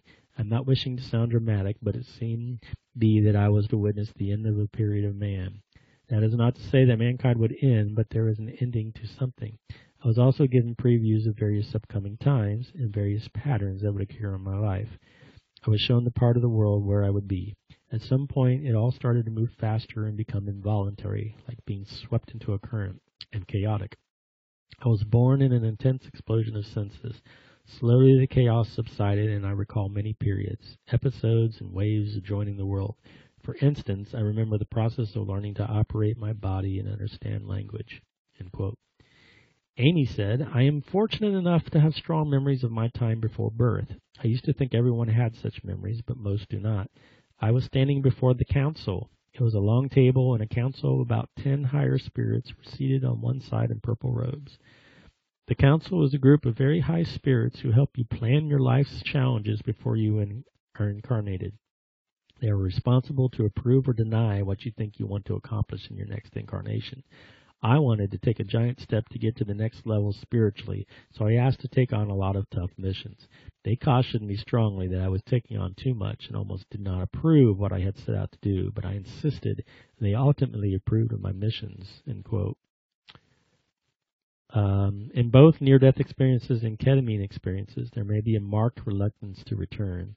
In his book Addict, Stephen Smith describes being forced to return as being double-crossed by God. In Christian cultures, the person may be told that it's not yet their time to go, while in India, they may be told that there was a clerical error. There's another pre-birth experience. Before I was born, I remember having a panoramic view in which I was shown my life. Almost immediately after being shown, what was a very vivid experience began to fade with the actual events purposefully clouded. I was left with the general gist of what my life mission would be. I was shown the sad times and remembered some of the more depressing moments. I was asked if I was sure I wanted to go through with it. I remember thinking hard about it. I said yes. I was then asked again if I was sure. I again said yes, I was sure. I think I saw everything as if it was to happen before it clouded. Some of the situations seemed to have branches or forks, though, like as though if I were to pick a certain route, my life would be different, with convergent places along the way in which there were no deviations possible, end quote. Another one says, quote, so now I am waiting. It seems like the stars or constellations must line up in a configuration that is the map or book of my journey. It's not that it causes it, but rather outpictures it.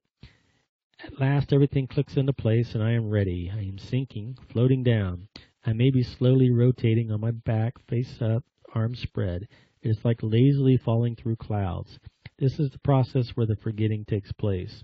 It feels similar to what happens under anesthesia, when you want to test or resist, but your mind keeps drifting, and then you are asleep. I have scattered memories being in or out of the fetus. It felt confined and actually boring.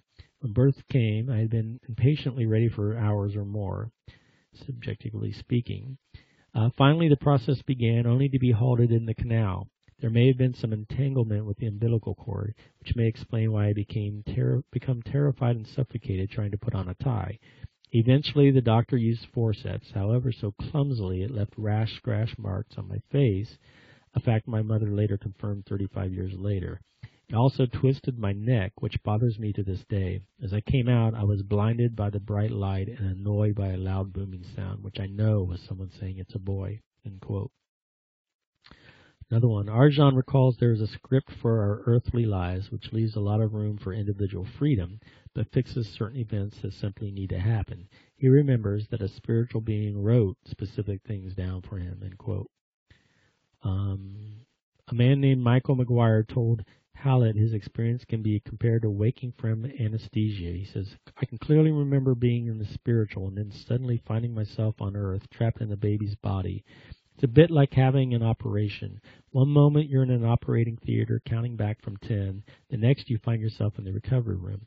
The major difference is that when you have an operation, you're drowsy before and after the operation. With my experience, I was fully mentally alert before and after the transition to Earth, end quote. The next one says, not before long I was back in my spot far above. I felt a sudden jolt. An overwhelming sense of panic took over as I realized I was falling hard. I screamed, not in words or sound, but with something else that sounded like the word no. It was like going down a funnel, the closest feeling you can get to being flushed down the toilet. The walls were suffocating and dark, and got smaller the further down it went. Somewhere and at some point in this free fall, I realized it was doing something else. I was forgetting things. With every ounce of my being, I remember fighting that urge, but eventually it overcame, and next thing I remember, I was on my father's back in the mountains, gazing at the snow, end quote. Next one. To give this temporal experience real meaning that reach beyond to a true reality and goes on forever, I've been told that this is the awaken, an awakening from a sleep that hides us from a pre-existence and would seek to entrap us in a world originally intended to be temporary, end quote. Next one. My state at this time I remember as being new, different, and wanting to experience the physical. I remember the source communicating with me, but I do not remember what was said. The only thing I seem to remember of this is a sense of warning and instruction. I think the instruction was for observation and report. Maybe that is why I study science. No, I love the earth. That is why I study science. Whether this is a common experience and all others go through this, but do not remember it, I am not sure, end quote.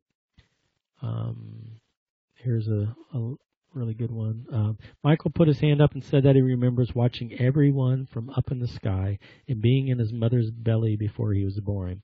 He said that when he was waiting to be born, he was invisible, and he was in my gray car with me on the way to the hospital while I listened to the song Winter, Spring, Summer, or Fall. This is what he called the song. He likely doesn't know the real name, and he probably hasn't heard it since, but it was You've Got a Friend by James Taylor. I used to have the cassette tape in that car. This is bizarre because I did drive a gray car at the time, and I haven't had one for the past 7 years, 2 years after he was born. I can't imagine he even knows that song from today's radio music. My heart started to beat like crazy. How the heck would he know that? Even his grandparents wouldn't know that, and his mom wouldn't have known that before she died. Even if somehow she did, he was only 3 months old when she passed. How would she tell him? I certainly never told her what song was on in the car on the way to the hospital, so I can't explain this. Michael said that he remembers me stopping for gas and asking the attendant for directions to the hospital. true. He said that he wanted me for his mommy because he liked my voice when I was speaking to the attendant. I did stop for gas, and I was kind of lost going to a rural hospital, so I asked for directions.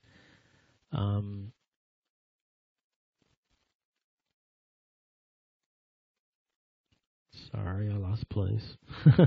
Tried to do a page up, darn it.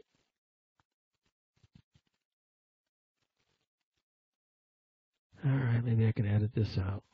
Okay, then he said he remembers that the parking lot was partially closed for construction, so I had to park on a corner and run to the hospital. By this point, my jaw was almost on the floor, and the whole class was staring at me. I'd never even told the class or Michael that I was at his birth. The class must have thought this was one crazy story. Then Michael said the most incredible thing. He said that while his real mom was in labor, he asked God if I could be his mom because he knew that his real mom wouldn't survive very long, and he was afraid of being alone on earth. Apparently, he was told that he couldn't have me for his real mom, but that everything would be okay, and he would still get to be around me during his life. Michael said that he kept begging for me to be his mother. He watched me go down the hallway from the birthing suite to the waiting lounge to make a phone call from a payphone. True, there was no cell signal in the hospital, and that while I was there, I was very cold, so I put on a sweater that someone else left on the waiting room chairs. By this point, the hairs on the back of my neck were standing up. I hate to admit this, but I did find a nice warm cardigan in that waiting room, and I put it on because I was so cold. I've never done anything like that before, but it was a small hospital, and there were literally no other people in the labor ward, and I waited to see if anyone would come to claim the sweater, and no one did. I was so cold. I put it on and ended up wearing it home. Shame on me, I know. I still feel guilty about that. I felt so guilty that I never wore it again, especially because it reminds me of my friend who ended up passing away. Regardless, I have to mention it because I've never told anyone about taking someone else's sweater, and it's a huge part of the story. Michael concluded by saying that he watched me make the phone call and put on the other person's sweater, and that's the last thing he remembers. He was born about 30 minutes after I went to the lounge and made that phone call, end quote. Wow. So the next one says, quote, the gatekeeper said, there is a life available that you would be acceptable or suited for. It will be very difficult and there will be much hardship. You do not have to accept it. It sounded to me like I was being offered a part in a play. Overjoyed and enthusiastic beyond words, I snapped at it. Yes, I'll take it. I'll go. You do not understand, the gatekeeper said. This life will be so difficult that if you take it, you may not be able to return here. At this point, I told him I still wanted to accept the life he had described, end quote. The next one says, quote, despite my begrudging sense of duty and my knowledge that my time of rest was up, I defied these two beings and told them to stuff it and that I was going back to sleep.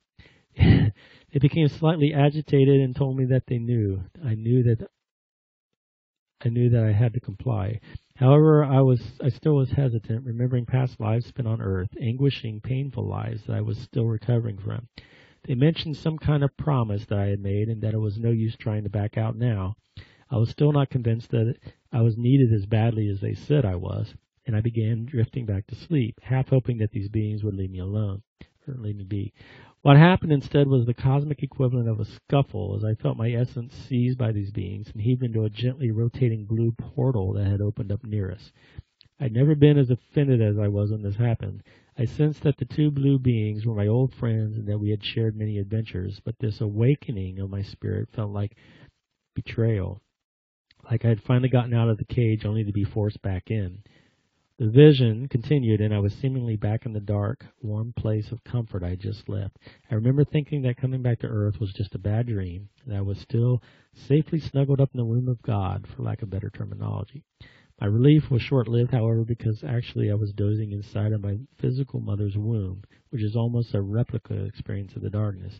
And soon the sounds from outside and the atmosphere of excitement confirmed my worst fears, that the dream of me being forced to come back to earth in this time of great strife was real, and that I already had a body and would have to live through another physical life.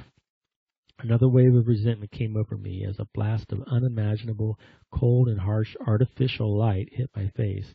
At this point, the shock basically cut all thought, and I became, for all intents and purposes, a human baby complete with memory wipe and material needs, end quote.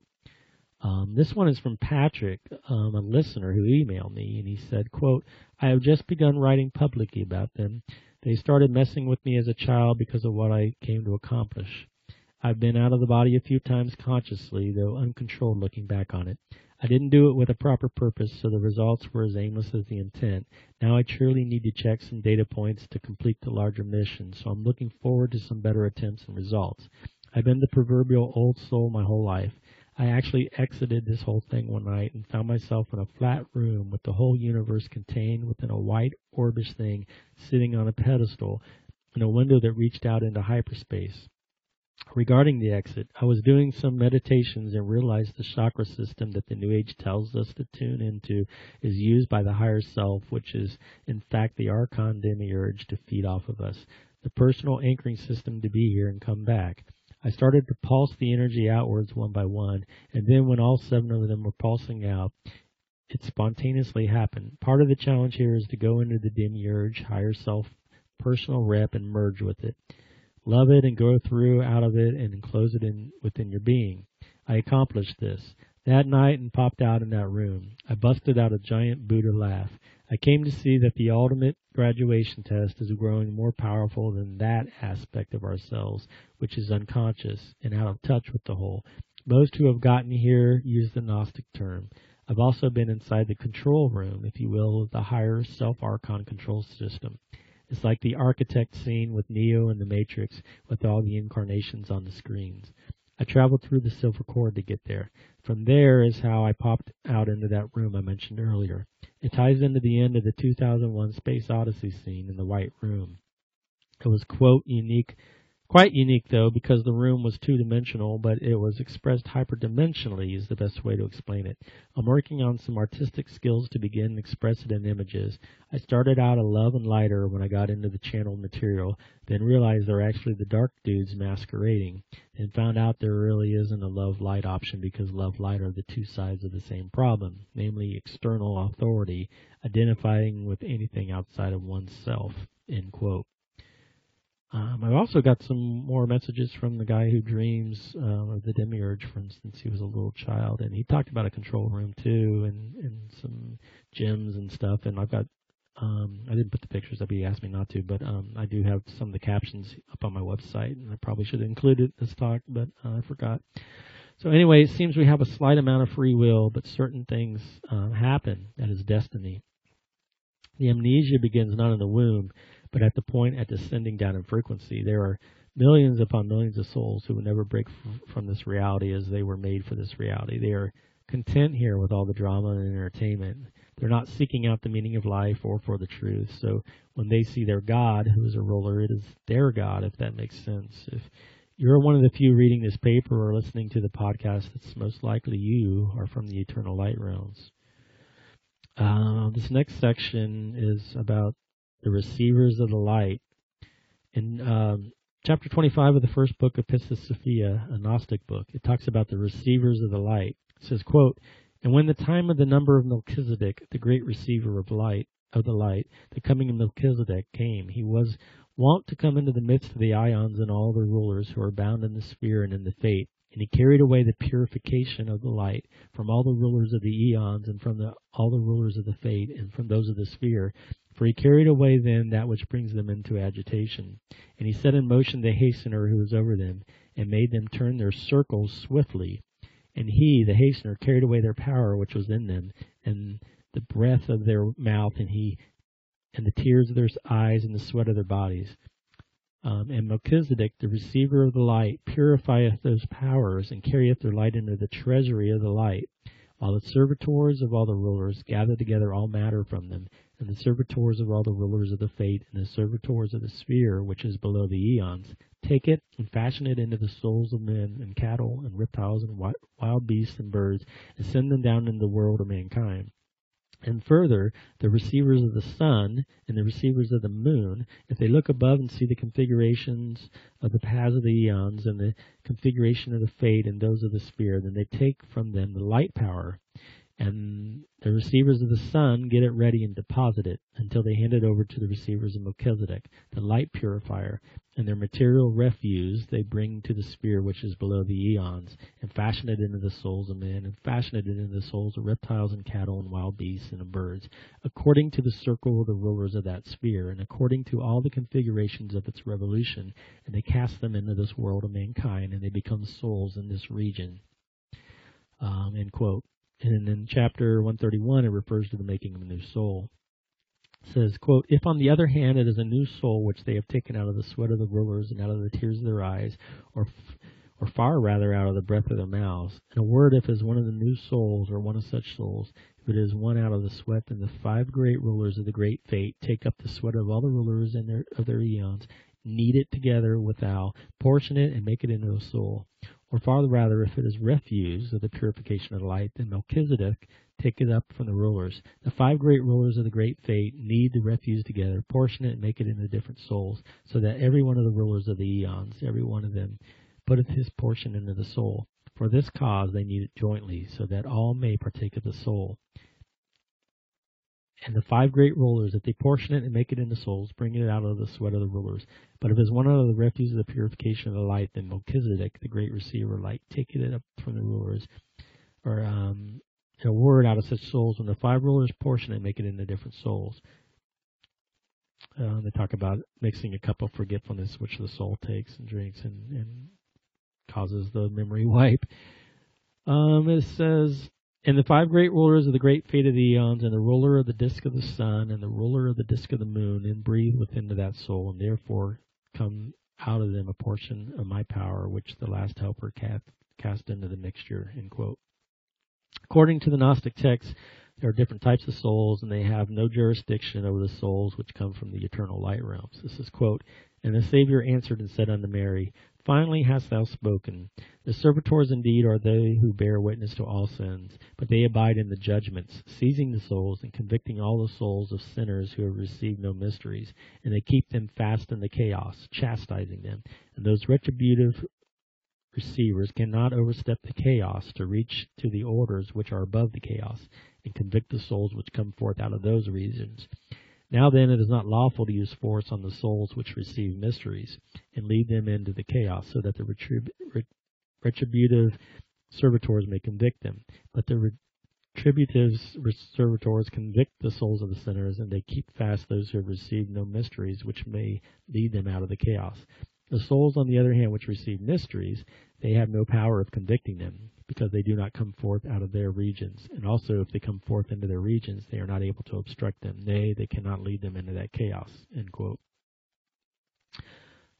Quote, the retributive servers follow the soul, being witnesses to it for all the sins which it commits, and they may convict it into judgments. End quote. Another quote, when the time is completed through the sphere, the receivers of the Yaldabaoth, that's the demiurge, come after their soul. And the retributive receivers assign the servitors to follow them and be the witness of all the sins they commit, with a view to the manner and method how they will chastise them in the judgments. End quote.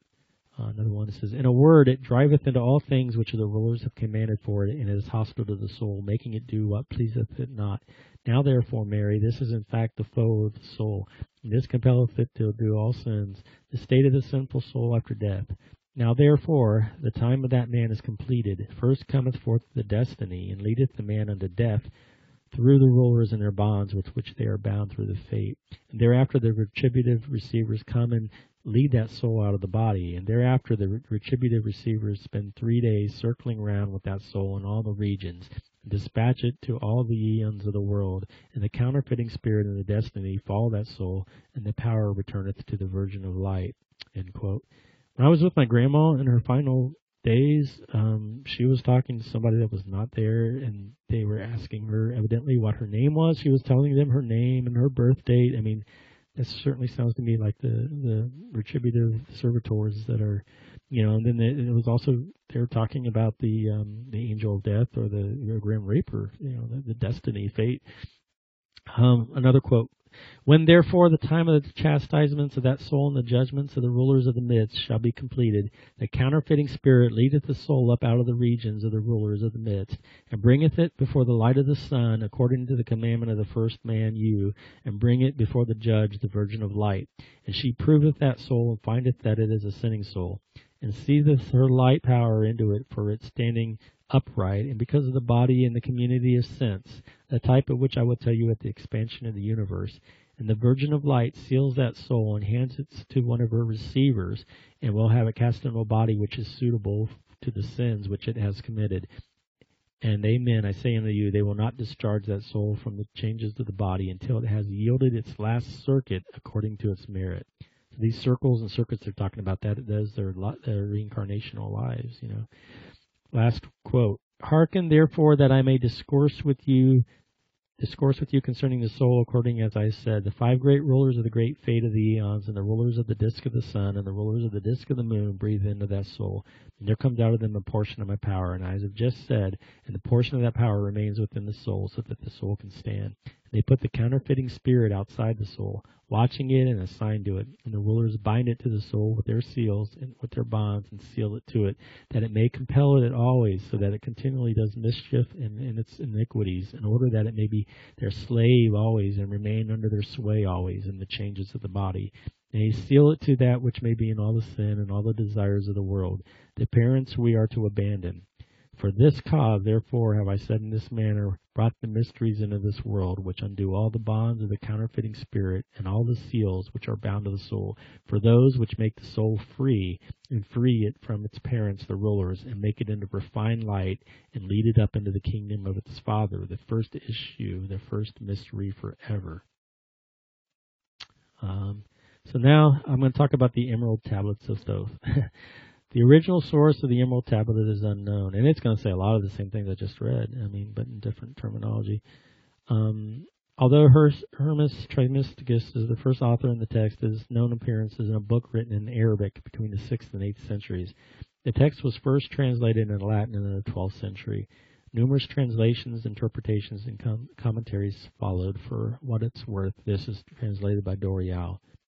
This quote, "Chosen was I from the sons of men," and this is Thoth they call him Thoth the Atlantean talking. He says, "Chosen was I from the sons of men, taught by the dwellers, so that his purposes might be fulfilled, purposes yet unborn into the womb of time. Long ages I dwelt in the temple, learning ever and yet ever more wisdom, until I too approached the light emitted from the great fire. Taught me he the path to Amenti, the underworld where the great king sits upon his throne of might." I'm just going to read different quotes. He says, "Here they come to earth and want to free man from their bondage. Far in a past time, lost in the space-time, the children of light look down upon the world. Seeing the children of men in their bondage, bound by the force that came from the beyond, knew they that only by freedom from bondage could man ever arise from the earth to the sun. Down they descended and created bodies, taking all the semblance of men as their own. The masters of everything said after their forming, we are they who were formed from the space dust, partaking of life from the infinite all, living in the world as children of men, like and yet unlike the children of men." This quote here sounds almost like the VR game of avatars incarnating from pods. It says, quote, "There in the circle from eon to eon sit the great masters, living a life not known among men. There in the halls of life they lie sleeping. Free flows their soul through the bodies of men. Time after time, while their bodies lie sleeping, incarnate they in the bodies of men, teaching and guiding onward and upward out of the darkness into the light." End quote. It seems you too may become as one with the 7 masters or time lords, as it says, quote, "He who by progress has grown from the darkness, lifted himself from the night into the light, free is made he of the halls of Amenti, free of the flower of light and of life. Guided he then by wisdom and knowledge, passes from men to the master of life. There he may dwell as one with the masters, free from the bonds of the darkness of night. Seated within the flower of radiance sits 7 lords from the space times above us, helping and guiding through infinite wisdom the pathway through time of the children of men."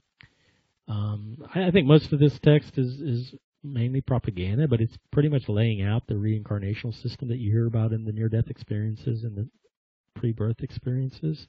But in this text, it does talk about the light within and the fire within man. So I think there may be some good clues in here. The nine and the lords of Carmus is custodians and watchers of the force of man's bondage, ready to loose when the light has been reached. First and most mighty sits the veiled presence, Lord of lords, the infinite nine, over the other from each of the lords of the cycles. 3, 4, 5, 6, 7, 8, each with his mission, each with his powers, guiding, directing the destiny of man. There sit they, mighty and potent, free of all time and space, not of this world they, yet akin to it, elder brothers they, of the children of men, judging and weighing, they with their wisdom, watching the progress of light among men. This almost sounds like the carousel ritual in the movie Logan's Run. It says, quote, "Then grew in the great space before me, flame after flame from the veil of the night. Uncounted millions leaped they before me, some flaming forth as flowers of fire." End quote. This part sounds like how the gods rewarded good men with not sending them to hell. It said, quote, "Thou hast been made free of the halls of many. Choose thou thy work among the children of men." Then spoke I, "O great master, let me be a teacher of men, leading them onward and upward until they too are lights among men, freed from the veil of the night that surrounds them, flaming with light that shall shine among men." End quote. The next quote talks about the fire within. It says, quote, "He who knows the fire that is within himself shall ascend unto the eternal fire and dwell in it eternally. Fire, the inner fire, is the most potent of all force, for it overcometh all things and penetrates to all things of the earth. Oft have I journeyed the deep hidden passage, looked on the light that is life among men. There is neath the flowers of life, ever living. Searched I the hearts and secrets of men. I found that man is but living in darkness. Light of the great fire is hidden within." Let me ask you, like, within the demiurge system, are these things not possibly true? I mean, it's definitely laying out the system of the demiurge, the lords of karma, judgment, reincarnation, growing towards the light. Pistis Sophia speaks of breaking the bonds and no longer having to complete the circuits. So this is the goal ultimately in the system of the demiurge, although I doubt they really gift it to very many. They rule the afterlife, and during the afterlife, those who do not have enough knowledge, they become the stumbling block. This talks about the form and the formless. This says, quote, "Forth from them come forth the logos, instruments they of the power over all. Vast is their countenance, yet hidden in smallness, formed by a forming, known yet unknown." End quote.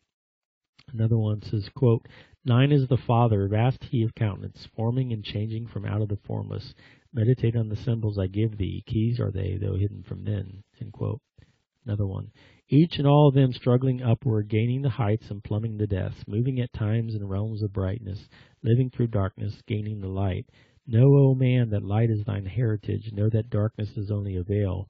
Sealed in thy is brightness eternal, waiting the moment of freedom to conquer, waiting to rend the veil of the night." End quote. Another one, "When ye have gained the light of all wisdom, free shall ye be to shine in the ether, one of the suns that light outer darkness, one of the space-born grown into light." End quote. The veil is the body. It's what our consciousness sees as the darkness of our own prison. Quote, "Form forth ye from the primal ether, filled with the brilliance that flows from the source, bound by the ether coalesced around, yet ever it flames until at last it is free. Lift up your flame from out of the darkness, fly from the night, and ye shall be free." End quote. It's talking about being bound by the matter that imprisons us. Next one, quote, "List ye again, O man, to my wisdom, that hearing ye too shall might live and be free. Not of the earth are ye, earthly, but child of the infinite cosmic light. Know ye not, O man, of your heritage? Know ye not are truly the light?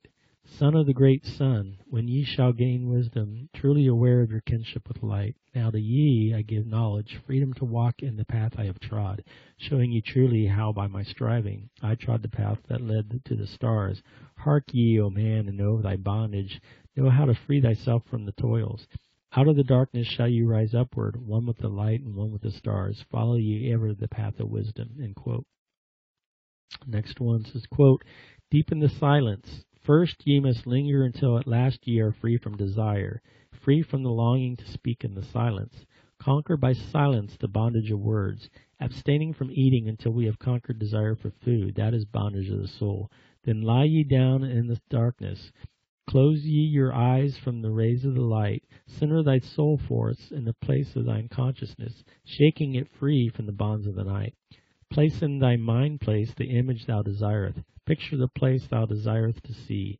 Vibrate back and forth with thy power. Loosen the soul from out of its night. Fiercely must thou shake with all thy power until the last thy soul shall be free. End quote. I think it does lay out a lot of the system, including how to be free. At night, our consciousness falls into a dream state from which we wake in the morning. Some are able to become aware they are dreaming and control the dream. We call this lucid dreaming. It could be that what we call this everyday normal waking state is just another dream, albeit at a slightly higher level, and when we sleep at night, it's a dream within a dream. If so, it could be that we need to wake up from this lower state of consciousness and become aware of the true reality. Perhaps that is what the previous passage from the Emerald Tablets was alluding to. It says, quote, "Formed forth ye from the primal ether, filled with the brilliance that flows from the source. Bound by the ether coalesced around, yet ever it flames until last it is free. Lift up your flame from out of the darkness, fly from the night, and ye shall be free." Next quote, "When ye have gained the light of all wisdom, free shall be to shine in the ether, one of the suns." One of the spaceborn grown into light. Next one says, "Hark ye, you man, and listen to this wisdom. Where do name and form cease? Only in consciousness, invisible, an infinite force of radiance, bright. The forms that ye create by brightening a vision are true effects that shall follow thy cause. Man is a star bound to a body until in the end he is freed through his strife. Only by struggle and toiling thy utmost shall the star within thee bloom out in new life. He who knows the commencement of all things, free his star from the realm of night." End quote.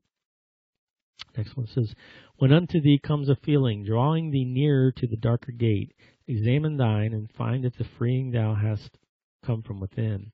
If thou shalt find the darkness thine own thoughts, banish them forth from the place in thy mind. Send through the body a wave vibration, irregular first and regular second, repeating time after time until free. Start the wave force in thy brain center, directed in waves from thine head to thy foot. But if thou findest thine is not darkened, be sure that a force is directed to thee. Only by knowing can thou overcome it. Only by wisdom can thou hope to be free. Knowledge brings wisdom, and wisdom is power. Attain, and ye shall have power over all." End quote. Next quote says, "Long ago, the sons of the morning descending found the world filled with night. There in that past began the struggle, the age-old battle, darkness and light." End quote. A few more here. "Look to the light, O my brother. Open, and ye shall receive. Press on through the valley of darkness. Overcome the dweller of night. Keep ever thine eyes on the light plane, and thou shalt be one with the light.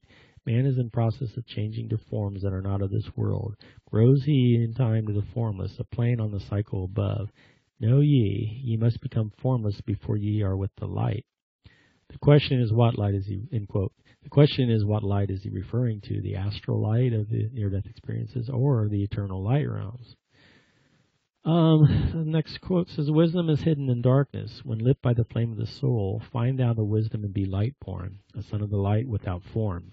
Seek thee ever more wisdom. Find it in the heart of the flame. Know that only by striving and light pour into thy brain. Now have I spoken with wisdom. Listen to my voice and obey. Tear open the veils of the darkness. Shine a light on the way. In that space where time exists not, faintly I sense the guardians of cycles. Move they only through angles. Free are they not of the curved dimensions. Strange and terrible are the hounds of the barrier. Follow thy consciousness to the limits of space. Think not to escape by entering your body, for follow they fast the soul through angles. Only the circle will give you protection. Save from the claws of the dwellers in angles. Entered I my body, created the circles and know not angles.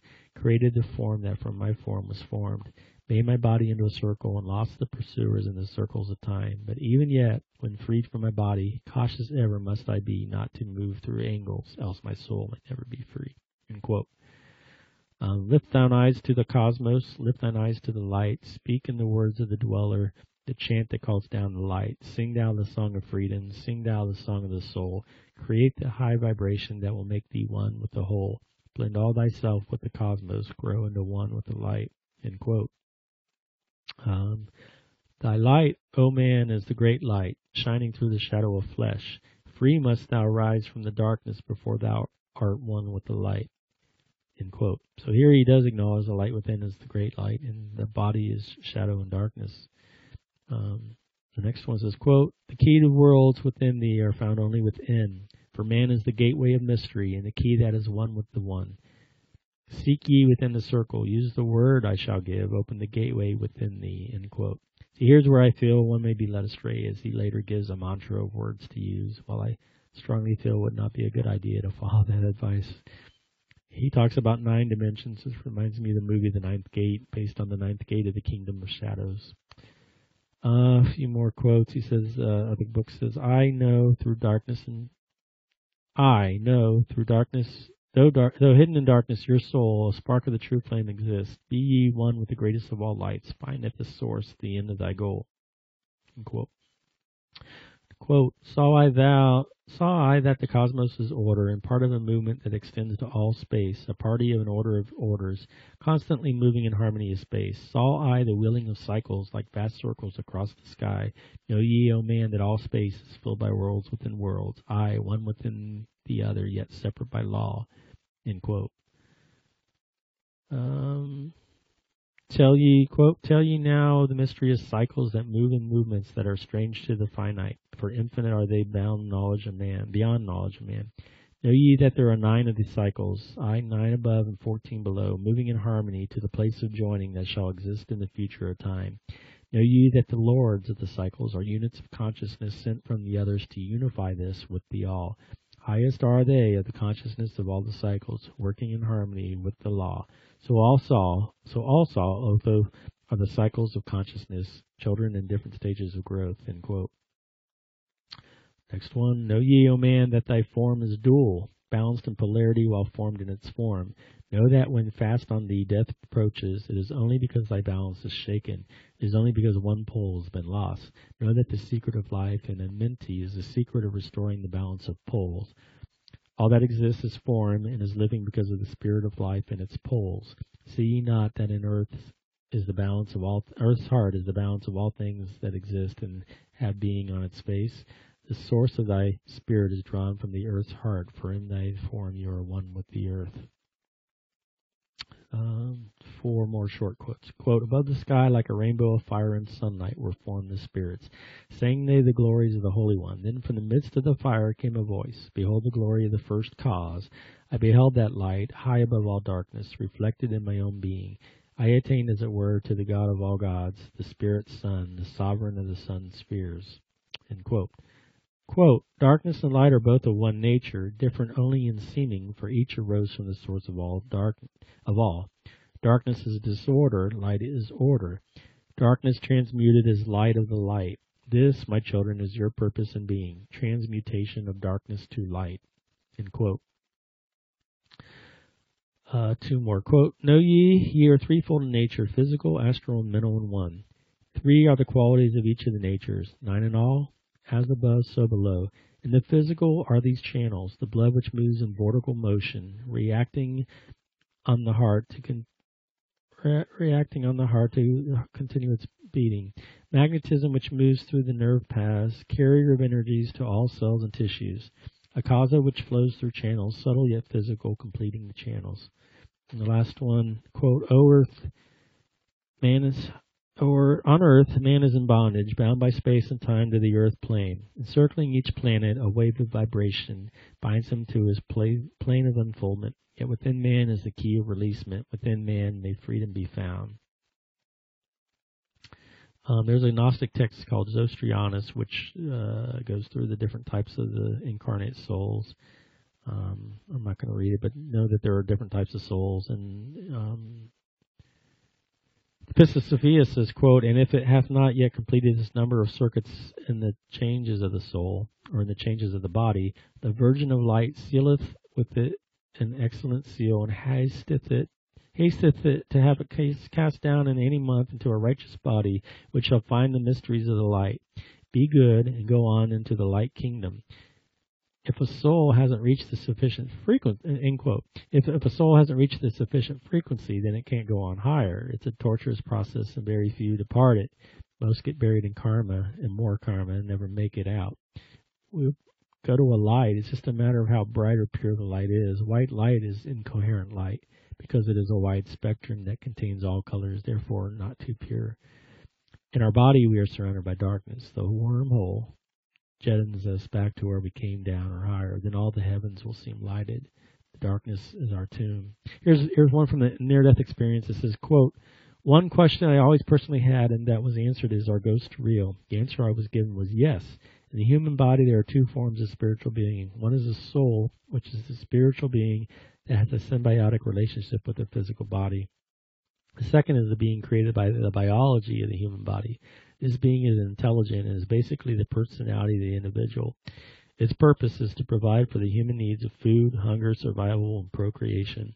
This concept is very similar to Freud's id, ego, and superego, the division of mind and personality. The soul provides us with all the things of the individual that separates us from the animal kingdom. This is the ability to reason, use logic, or feel awe when seeing a sunset. The soul is the creative side of humankind. The second being is more our animal side and drives us to accomplish or pursue things to satisfy our needs and wants, end quote. Another one.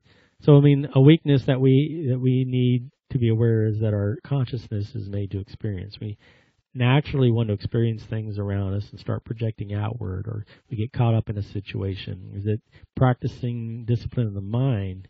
Is curtailing thinking without focus or letting the mind wander? Setting an intention solid and following it is what propels us onward.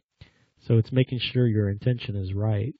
We have that automatic behaviors where air creeps in due to not having an intent on it. So we should try not to allow any reactions. Thought's essential to our consciousness. Control thought is key. If your intent is to go back home, you will not want to stay, even to wake others up, and they are able to constantly create new souls. So hold the image and intent. Consciousness will follow, and it's only until we're out of the traps. I'm going to briefly mention soul contracts because I might have forgotten that in my last talk on the near-death experience. The near-death experience, I interviewed who met the demiurge, how to agree to a contract before coming to Earth, and also the man who wrote me who has had dreams about the demiurge since he was a child, remembers the contract as well. So here are a few other NDEers who mentioned soul contracts as well. It says, quote, that was the contract I took on when coming into this life. You need to be high-spirited and what we call nowadays an upbeat person, because it is always about choice. I chose my husband David many years ago in the contract of my life to intervene into being more of a spiritual person, but we use that word too often, and realistically it comes down to being a loving person, of which our connection through every human being will always be the same. That was Jacqueline.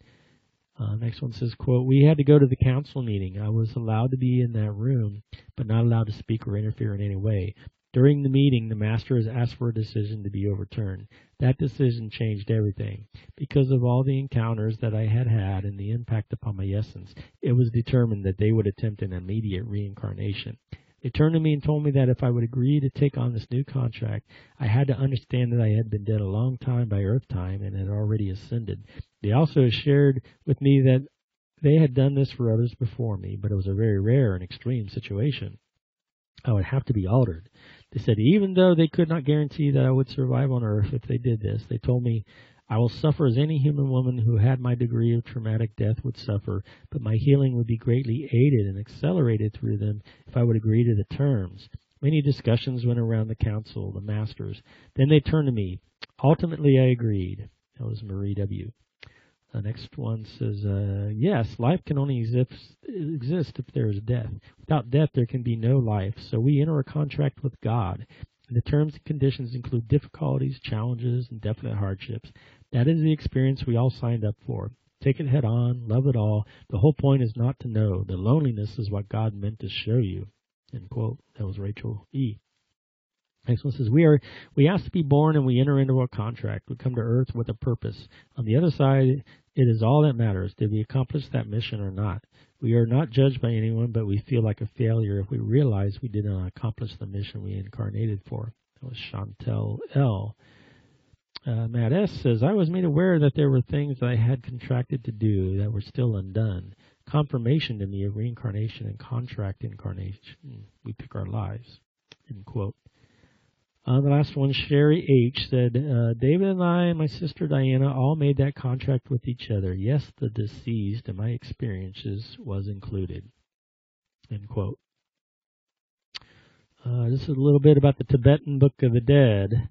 It says, remember the clear light, the pure, clear light, white light from which everything in the universe comes, to which everything in the universe returns, the original nature of your own mind. The natural state of the universe unmanifest. Let go into the clear light. Trust it. Merge with it. It is your own true nature. It is home. I don't think I included it in this talk, but if you look at the near-death experiences and how they describe the soul, they describe it as translucent liquid light. And so like liquid, you can see through liquid. So they describe it as being the light as being transparent or see-through or clear, I guess. So the white light would not be that, right? White is incoherent light.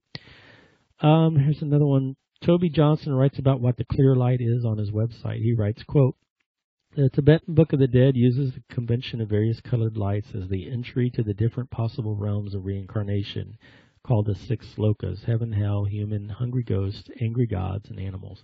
In the afterlife state called the bardo, for instance, you might see a smoky light off to the left and a bright white light beside it. These lights lead to the loka of hell. These lights look especially attractive if your karma is full of anger. If you enter there, you'll reincarnate as a denizen of hell. It will be hard to get out of there. You'll have to wait to be reincarnated as a human to ever get another try at Buddhahood. A dull red light leads to the loka of hungry ghosts. Red looks attractive to souls whose karma is full of attachment. A green light leads to the loka of the angry gods. It looks attractive to souls whose karma is full of jealousy. It's always better to choose the brighter light than the duller. But ideally, you won't choose any of these lights, blue, white, yellow, red, green, or rainbow, and so avoid reincarnation at all. If you can hold out long enough and pass all the way through the bardo, you can get back to the clear light. But most souls end up at a place where they see their old lives and get reattached to having a body and then inadvertently get reincarnated again. Indeed, before any of these colored lights were seen, you were given a chance to enter Buddhahood directly.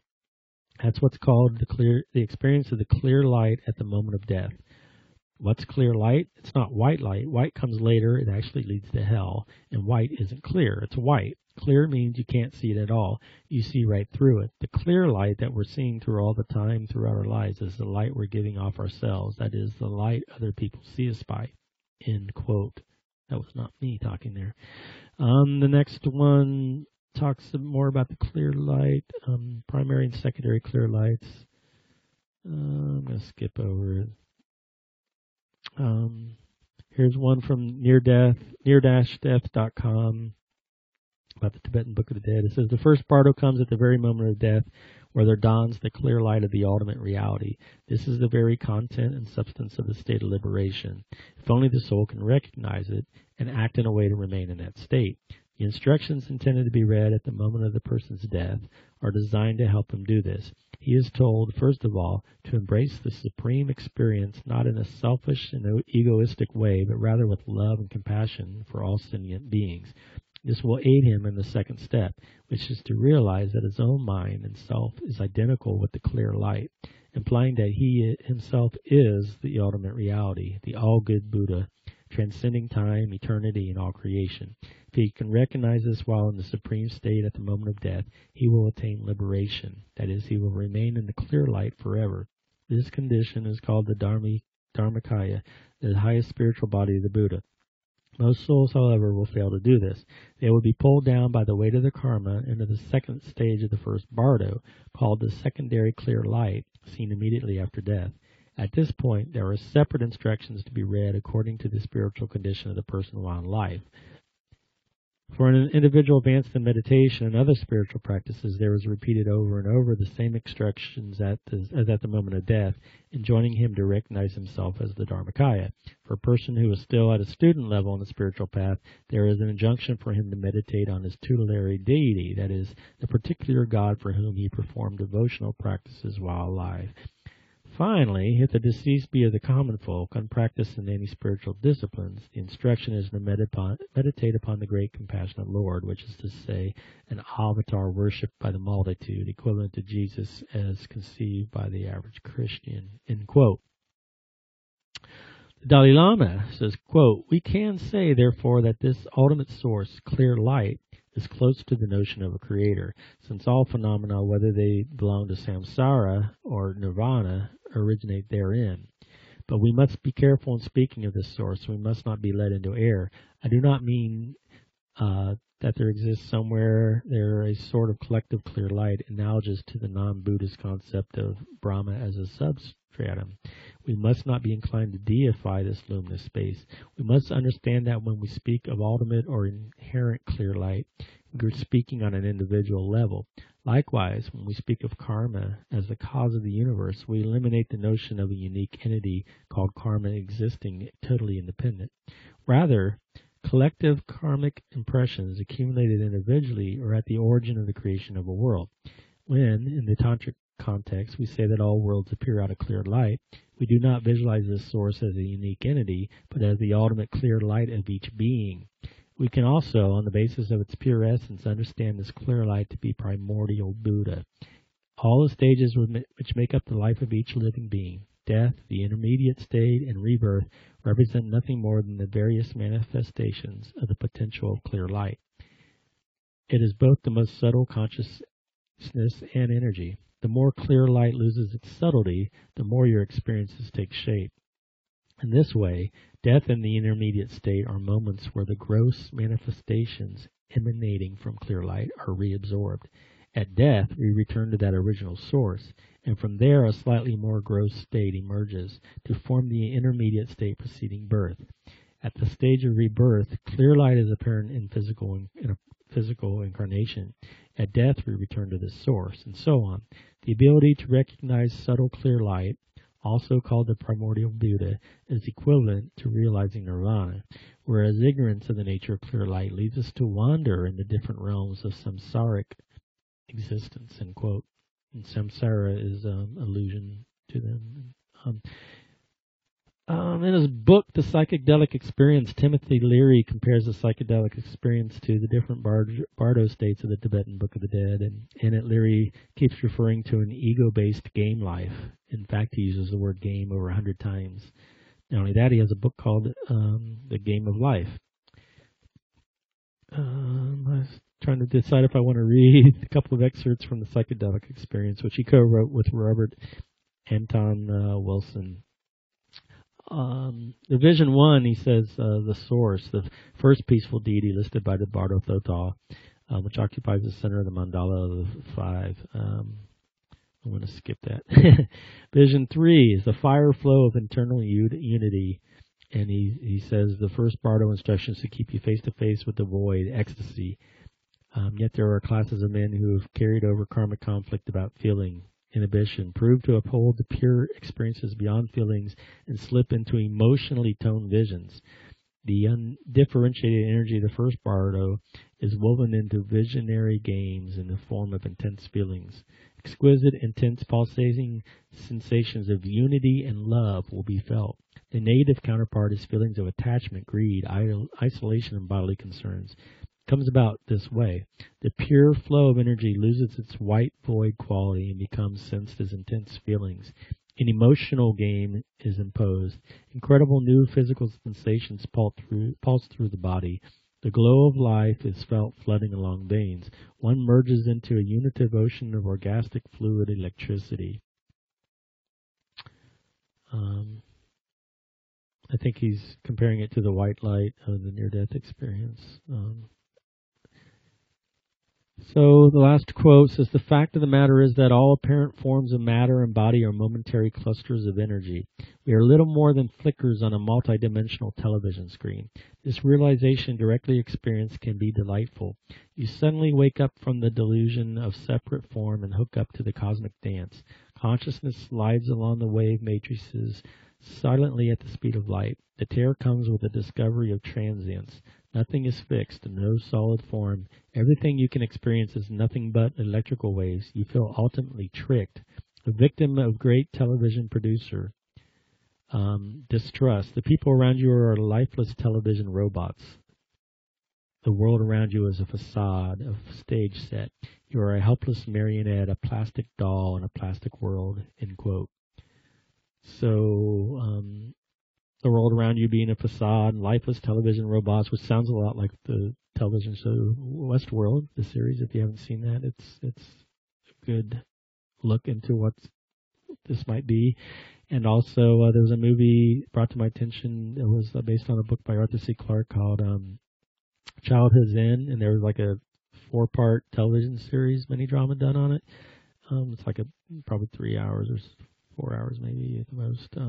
It's worth watching too because I won't give it away, but it's a lot like what I've been saying in my theory, and it was written like back in the 50s or 60s.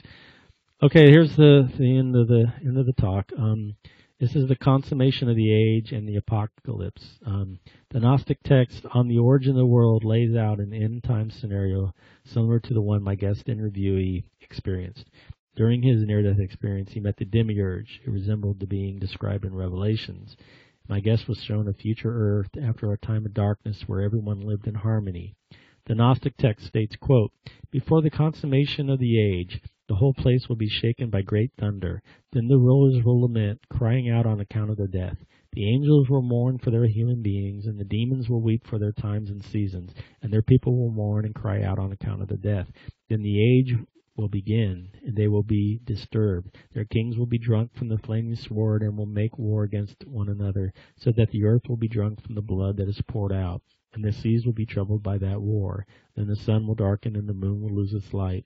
The stars of the heaven will disregard their course, and great thunder will come out of great power, and that is above all the powers of chaos, the place where the firmament of the woman is situated. When she has created the first work, she will take off her wise flame of afterthought and will put on a rational wrath. Then she will drive out the gods of chaos, whom she had created together with the chief creator. She will cast them down to the abyss. They will be wiped out by their own injustice, for they will become like the mountains that blaze out fire, and they will consume one another until they are destroyed by their chief creator. That is, they'll feed off each other. When he destroys them, he will turn against himself and destroy himself until he ceases to be. And their heavens will fall upon one another, and their powers will burn. Their realms will also be overthrown, and the chief creator's heaven will fall and split in two. Likewise, his stars in their sphere will fall down to the earth, and the earth will not be able to support them. They will fall down to the abyss, and the abyss will be overthrown." And here's the very end of the Gnostic passage, and it says, "The light is saved, and the Gnostics return home." It says, quote, "The light will cover the darkness and obliterate it.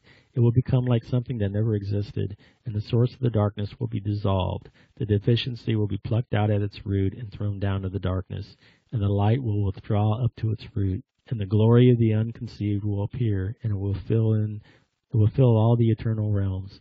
When the prophetic utterances and the writings of those who are rulers are revealed and are fulfilled by those who are called perfect, those who are never perfected in the unconceived Father will receive their glories in their realms and in the kingdoms of immortals, but they will not ever enter the kingless realm."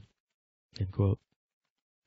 So, on accepting and understanding the shadow, which is important, I've been thinking about how we are Sophia and have fallen in consciousness or frequency, and we might actually be Lucifer too, in the sense that as Lucifer was said to have been with God in heaven but fell, Lucifer has also been said to be Venus, who's been a shadow or the dark side of Sophia. The word Lucifer actually means light bearer. Well, our souls, we are the light bearers or bearers of the light. This is all metaphorical. I'm not saying that we are Lucifer or anything like that. But Adam may be seen as the lower nature of man, and so it's Lucifer is telling man that the demiurge God was lying to him. So in one sense, Lucifer represents the fall of man, just as Sophia does. Now remember Manly Hall saying Lucifer represented the, quote, intellectual mind without the illumination of the spiritual mind, or enlightenment, and is therefore a false light. I think that parallels Sophia, who represents wisdom and knowledge, falling into chaos because she copied this realm without consulting or integrating the spiritual knowledge of the ineffable Father. And of course, chaos is the attribute of Pan, or the devil, Satan, demiurge, darkness, shadow, or the opposer or opposite of the true God and the ineffable Father. When we go externally outside ourselves, we are going into shadow or darkness. And when we keep the intent of our superconsciousness internally within us, we are returning back to our true light power source. I think perhaps the intellectual mind may be analogous to the counterfeit spirit or Lucifer deceiving us. And maybe the spiritual mind is another way of naming the superconsciousness. If you consider it from a propaganda control perspective, would it not be more likely that the form of Lucifer was created to negatively associate the form of light bearer, fallen angel, tree of knowledge as bad? By loading the word Lucifer with cross-referencing it with Satan and the devil, then by extension those forms have been imaged as bad. So when a Catholic hears fallen angel, they immediately think evil.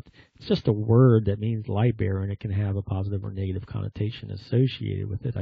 I doubt a real being named Lucifer ever really existed. It's really more a metaphor to understand and accept our shadow side. So in this negative context, it can represent a false light or deception. I guess it all depends on the light it is bearing. If Lucifer is used to be associated with a fall, then that is the incoherent light or impure light. I guess right now in our fallen state of consciousness, it is not a pure light or currently in a pure form, but we bear the pure light inside us if we just go within and ignore all the external BS. To try and understand our shadow side, I see it as a tool used to better understand or know ourselves. For some reason, this divine drama or cosmic play has a villain and conflict in it. I don't think it's really their choice necessarily. They're just playing their role or serving their function, and maybe even AI characters. It is what they are, and it is not their fault per se, but as a consequence of Sophia's error. So here in this dualistic polarity, you can't have a dawn without the night. You can't have a light without the shadow, or a point of perspective. I think of this perception and perspective. The shadow is there, but people need to change their perspective to focus on the light within and not on the shadow or darkness externally. So frequencies and octaves of spirits and dimensional planes. Probably the greatest brilliant scientist who ever lived was Nikola Tesla. And Tesla said, quote, "If you want to find the secrets of the universe, think in terms of energy, frequency, and vibration." End quote. And I think he's correct about this. We know there's an electromagnetic spectrum of energy that is classified by wavelength into radio waves, microwaves, X-rays, gamma rays, etc. There are theorized to be about 81 octaves in the EM spectrum. In chemistry, the law of octaves is about the pattern of elements in the periodic table, stating that when elements are aligned according to their atomic weight, every eighth element shares similar properties. Of course, evidence of octaves can be heard in our musical scales. Most people are familiar with the varying length of strings or wires underneath the lid of a piano that cause the different notes we hear, and that the C major scale, for instance, as one moves their hands from left to right, repeats itself every 8 white keys, albeit at a higher pitch, that is a higher octave. This can also be heard on a guitar as one moves one's fretting hand closer to the sound hole. As they fret the strings, making the length of the string they pinch off shorter and shorter from the bridge, the pitch of the note becomes higher and higher. The wave that the string makes when vibrating is shorter. So it's all physics. Shorter wavelengths result in higher octaves. This helps to show that reality is frequency-based. To wake up or become awake, that's the next section. The importance of frequency with respect to consciousness can be seen when we go to sleep at night. During normal everyday activity, our brain waves are mostly in beta state, which is considered waking consciousness. As one becomes groggy or drowsy and tired, we start to operate and perform at a lower level. We become less focused and are forgetful and make mistakes. Then we go to sleep, we go into lower levels such as alpha, theta, and delta, which are a lower frequency. At this point, we're almost unconscious. This is proof that we operate on consciousness and frequency. On a sliding scale, frequency directly affects the level of awakeness or consciousness in humans. If we had a consciousness knob that was like a volume 1, 0 to 4 hertz would be asleep, and each increase in hertz corresponds to realer, more awake levels. I venture to say that the brain wakes up at a lower frequency than our superconsciousness. This is a period when I first wake up and can drive, but it's more instinct. I notice the same features in seizures and anesthesia that both have no consciousnesses. Then there are successive waves of coming back to consciousness. It seems the seizure takes a little longer, but the generally build-up of frequency takes longer.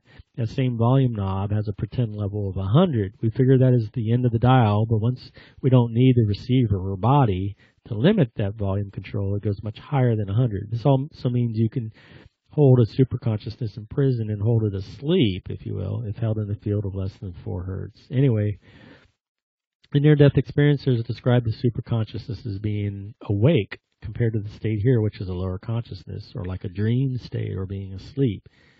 We sleep at night because our consciousness or brain state drops. We lose consciousness, so to speak. The average person probably has several dreams every night, which they usually don't remember. But then whenever we decide that we've had enough dreams or have slept enough or the alarm clock rings, we decide we have to go to work, we wake up or raise our consciousness to where we are aware or conscious. We dream at night and then wake up to a more real reality. It's interesting that the word wake as a verb means to rouse from apathy or ignorance.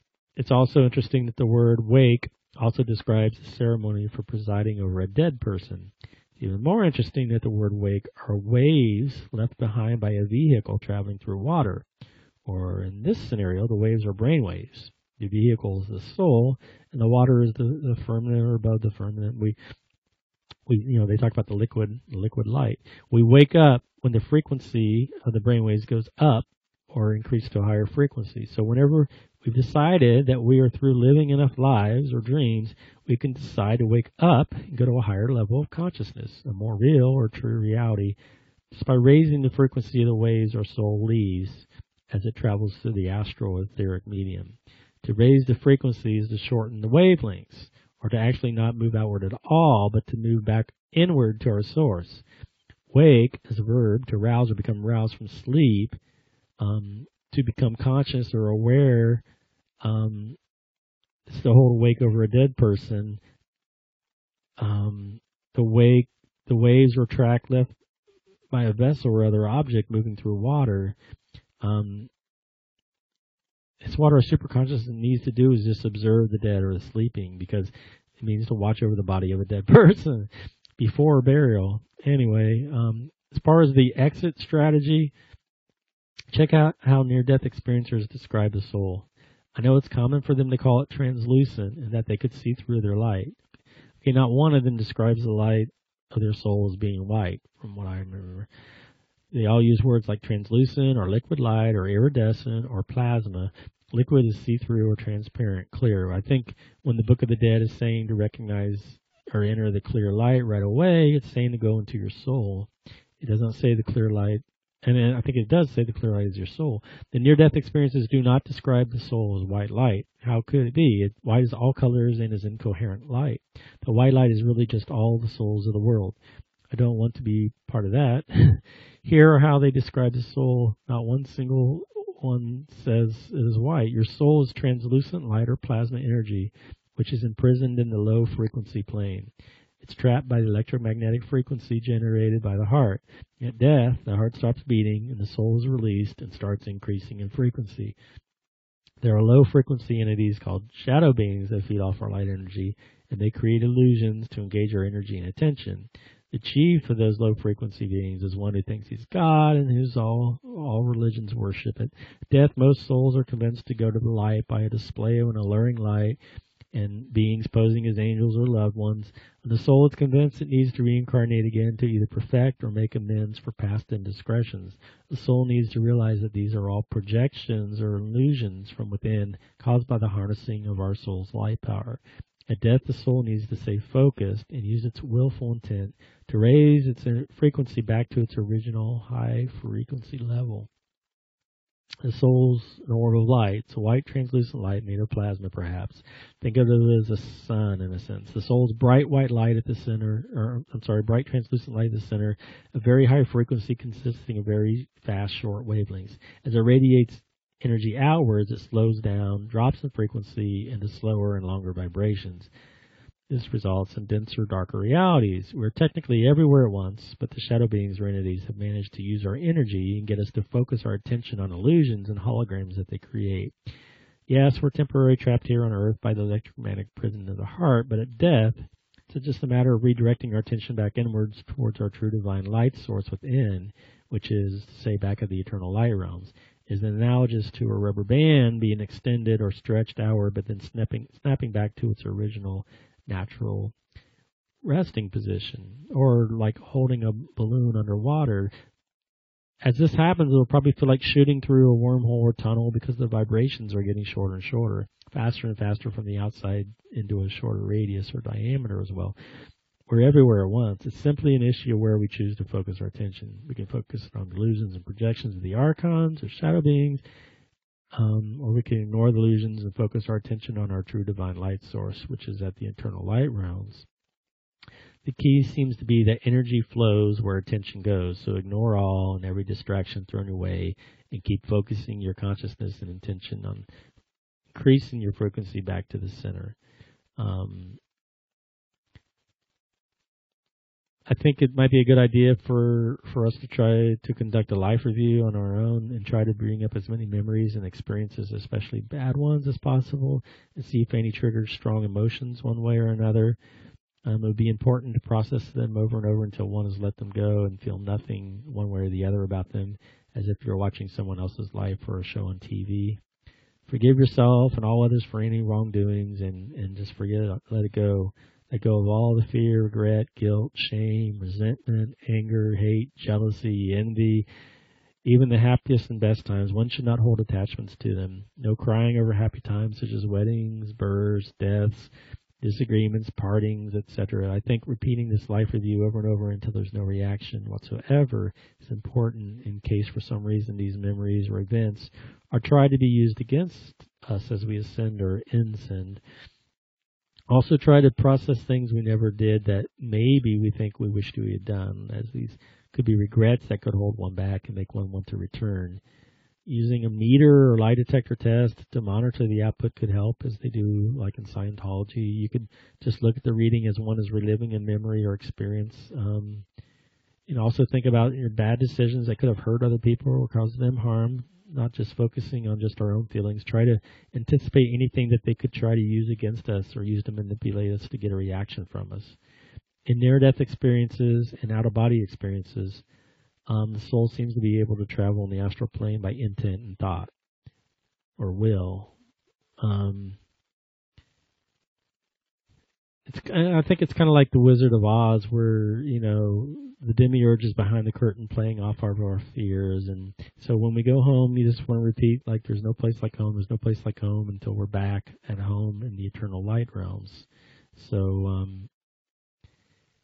if you have any experiences you'd like to share with me, I can be reached at the following email address, WayneJBush@gmail.com. That's Wayne, W-A-Y-N-E, J, my middle initial, Bush, B-U-S-H, @gmail.com. So good night, positive thoughts, and higher frequency until we get home.